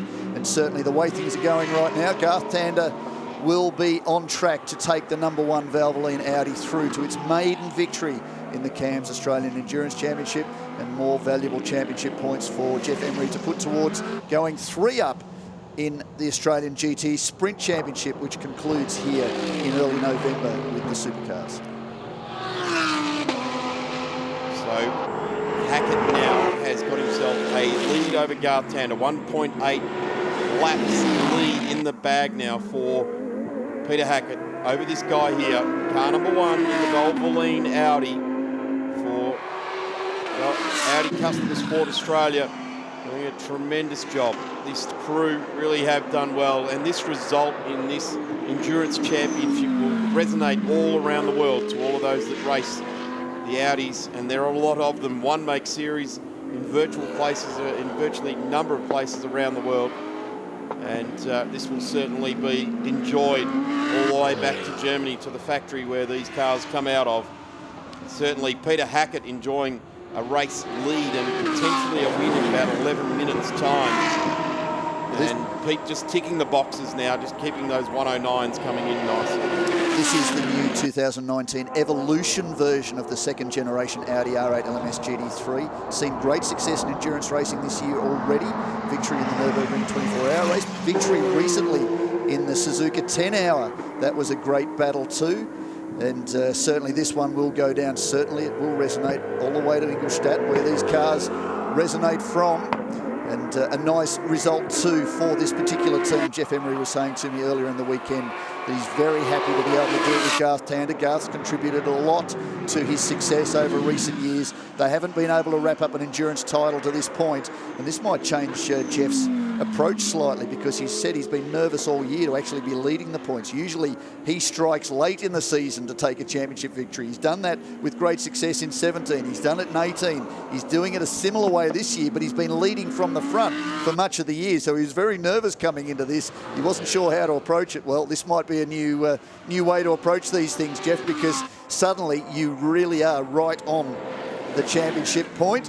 And about to wrap up, well, we don't want to give him the commentator's curse with less than 10 minutes to go, about to wrap up what will be your maiden title in the CAMS Australian GT Championship, the Endurance Championship. Certainly a guy that's no stranger to the top step of podium or championship wins as well. With his early iterations in Commodore Cup, took out many, many victories in that championship. Supercar racing, and has found a very happy home after the last few seasons in GT racing. Been great to have Jeff Emery on board, and bringing Garth Tander along for the ride to assist with this has been everyone's joy as well. A 109.56 for Garth Tander that time around.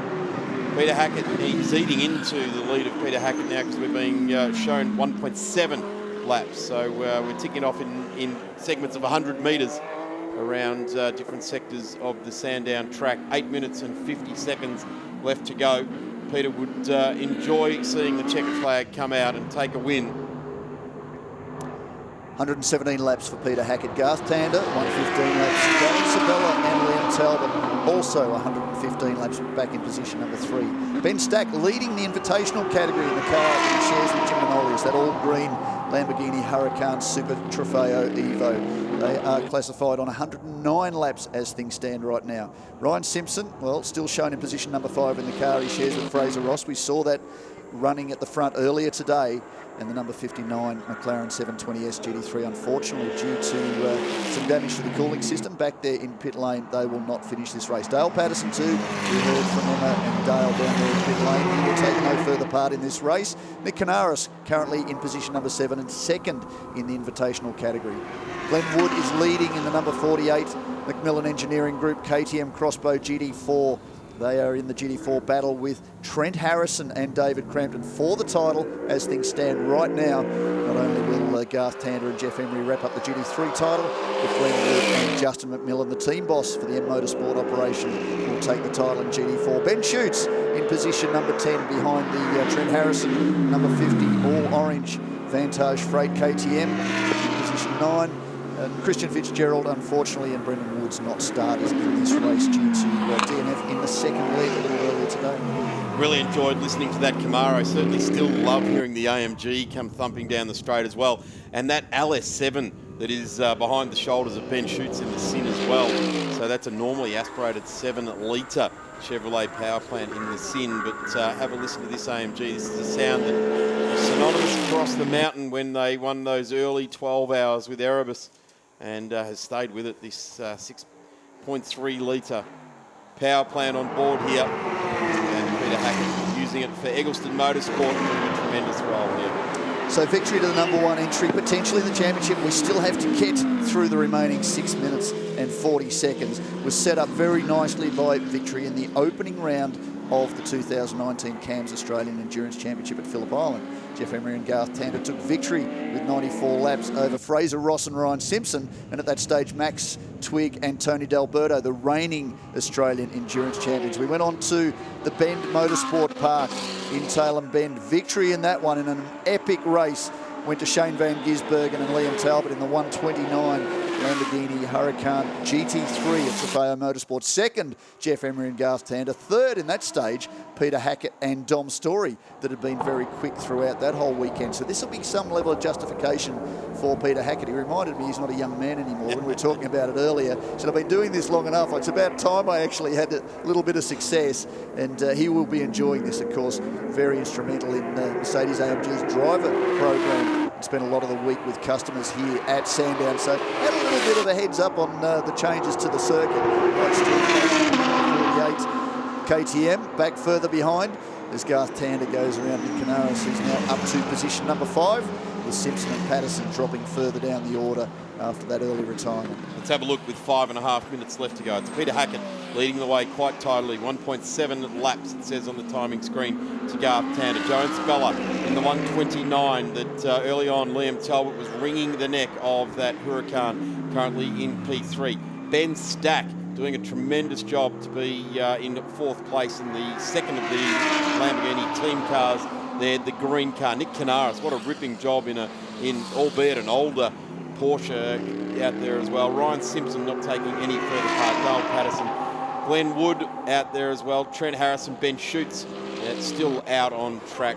Christopher Fitzgerald, and unfortunately Brendan Woods taking no further part. Brendan really enjoyed his weekend up until the point where the Daytona wasn't going to take any further part. For all intents and purposes, the Daytona was almost retired before this weekend, so he's had a good time, Brendan, out on a track that he knows very, very well. And Ben Schutz still churning laps around in that all-white Sin, currently covering 75 lap of the 120 lap distance currently that our race leader right there, Peter Hackett, has over the rest of the field. Good run here for Pete, and let's hope that in 4 minutes and 14 seconds time he has got a checkered flag. Really driven well. Very impressed with the way Pete has approached this weekend.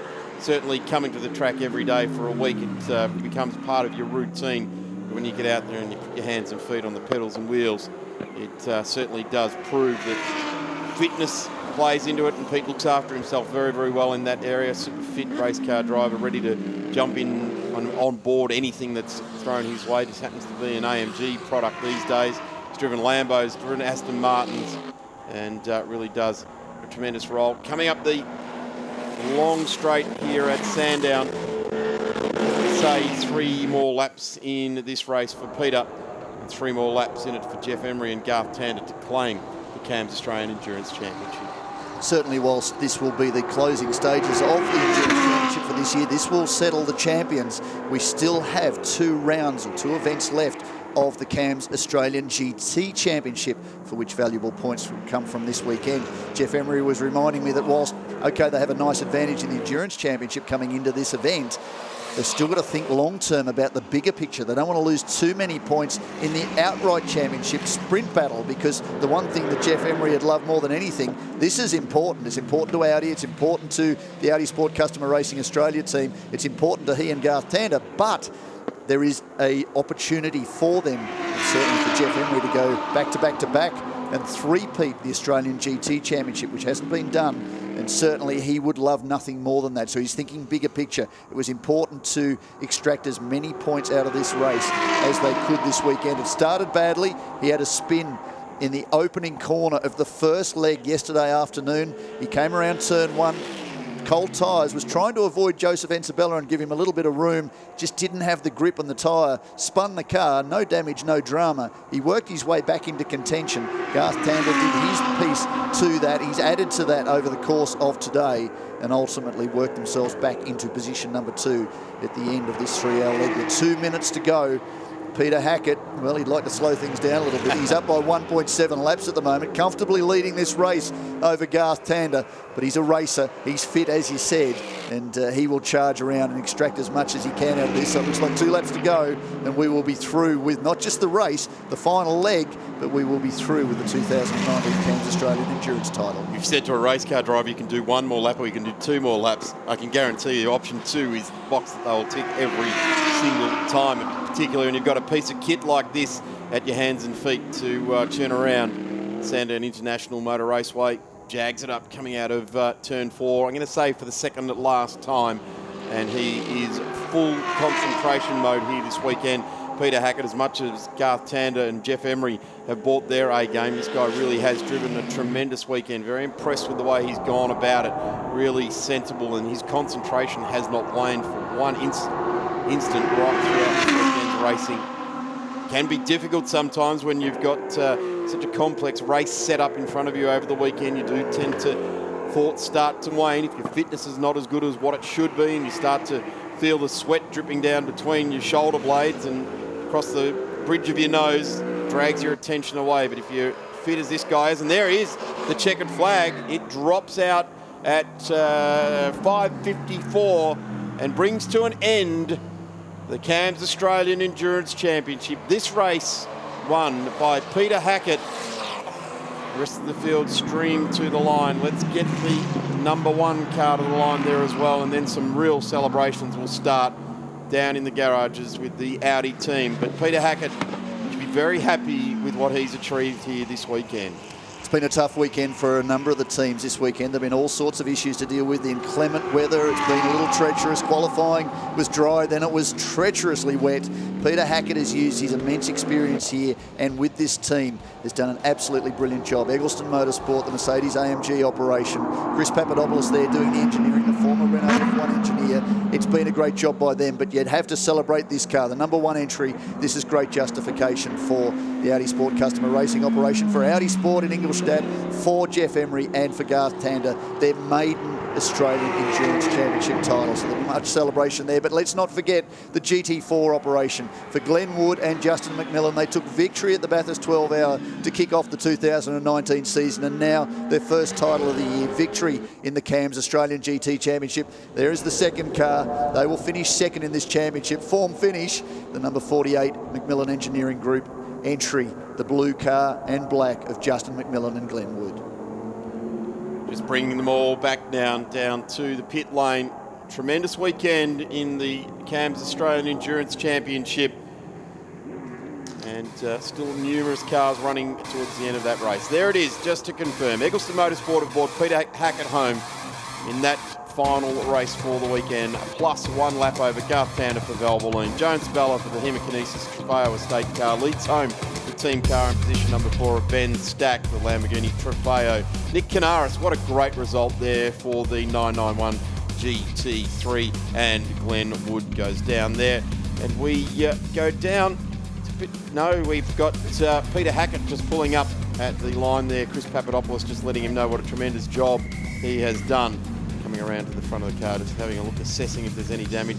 Pete just wants to sit in there and enjoy it for another minute or two, doesn't he? It's been a good weekend. Eyes wide open, still absolutely wide for the result there, isn't he? Well, he's done a great job this year, and this is justification. This is a solid finish in the Endurance Championship. Valuable points for the Cairns Australian GT Championship. They go on to the Gold Coast in October and then back here to Sandown in November to close out that title. He's still in this, and he'd like nothing more. Chris Papadopoulos just congratulating him, and I'm sure there'll be plenty of congratulations with the number 1 entry as car owner Steve McLaughlin opens the door. Garth Tander gets out. Jeff Emery there. and congratulations to them. What a great result to kick off the year. But there's another title on the line. Eric Pender there celebrating too. He's been instrumental in that. A great result for the number 1 Valvoline out. Plenty of celebrations going on down there in pit lane. Front and centre will be Eminota Francesco. What a fantastic race, guys. And this guy was flying solo for the weekend. Congratulations, Peter Hackett. Lots of people were saying it was going to be very hard to catch that Merc, and they were right. Wow. We weren't expecting that, to be perfectly honest. You know, we knew it was going to be super close after that pit stop. We knew everybody was going in early, and I just got a message, do the opposite to what the McLaren does. So we did the opposite, and then it was qualifying laps, like quite literally as fast as we could possibly go. It was like being 21 again. It was fantastic. So, you know, the AMG GT3's been incredible all weekend, and I just want to thank Australian GT for putting on another great show, and to Shannons for helping us out. Enjoy the champagne. Thank you very much. In second position, Jeff Emery, Garth Tander, congratulations. You have won the CAMS Australian Endurance Championship. Well done. Excellent. No, very happy. Garth's done an awesome job this year. He sort of dragged me out of a couple of holes, and we've done obviously really well today. Obviously, I made it really difficult for us in the first race, and then obviously attrition in the usual GT way, and we've got to be at the end to finish first. First, you've got to finish, I guess. So here we are again. Well done, Jeff. And Garth, I'm just wanting to know what you ate for breakfast, because what a massive day. You've had a podium for TCR as well. Great work. Yeah, I did a few miles today, so yeah, thanks very much to the guys at Audi Sport Australia, Team Valvoline. They did an awesome job with both cars, and I think Jeff undersells himself. He's won 3 GT championships now, so great to be part of the team, and yeah, looking forward to the 12 hour next year now. Enjoy the champagne, guys. Well done. Cheers. Thank you. And in third position, just jump over here, Liam Talbot. Congratulations, mate. Well done on a podium. Thank you. Obviously, Joe did a great job out there. Started the race, finished the race, did well. Thank you. It was a real team effort, you know. The guys at Trofeo Motorsport, just, what can you say, you know, 2 podiums in a row. Couldn't be happier. Driving a Lamborghini. Wow. Joe Intabella, you are the Sandown guru. Well done. Thank you. No, thanks to Liam. He's a great mentor. He's taught me a lot this weekend, and thanks to the guys at Trofeo. They've done a great job, and it's a beautiful car. Great work, guys. Enjoy the champagne. Thank you. And that wraps up round 6, the penultimate round of the Shannons Nationals. But we're not too far away from that final round. Round 7 is from the 15th to the 17th of November. Where else but at the Bend? We cannot wait to see you there. Thanks for joining our coverage. I'm Eminota Francesco. Bye for now.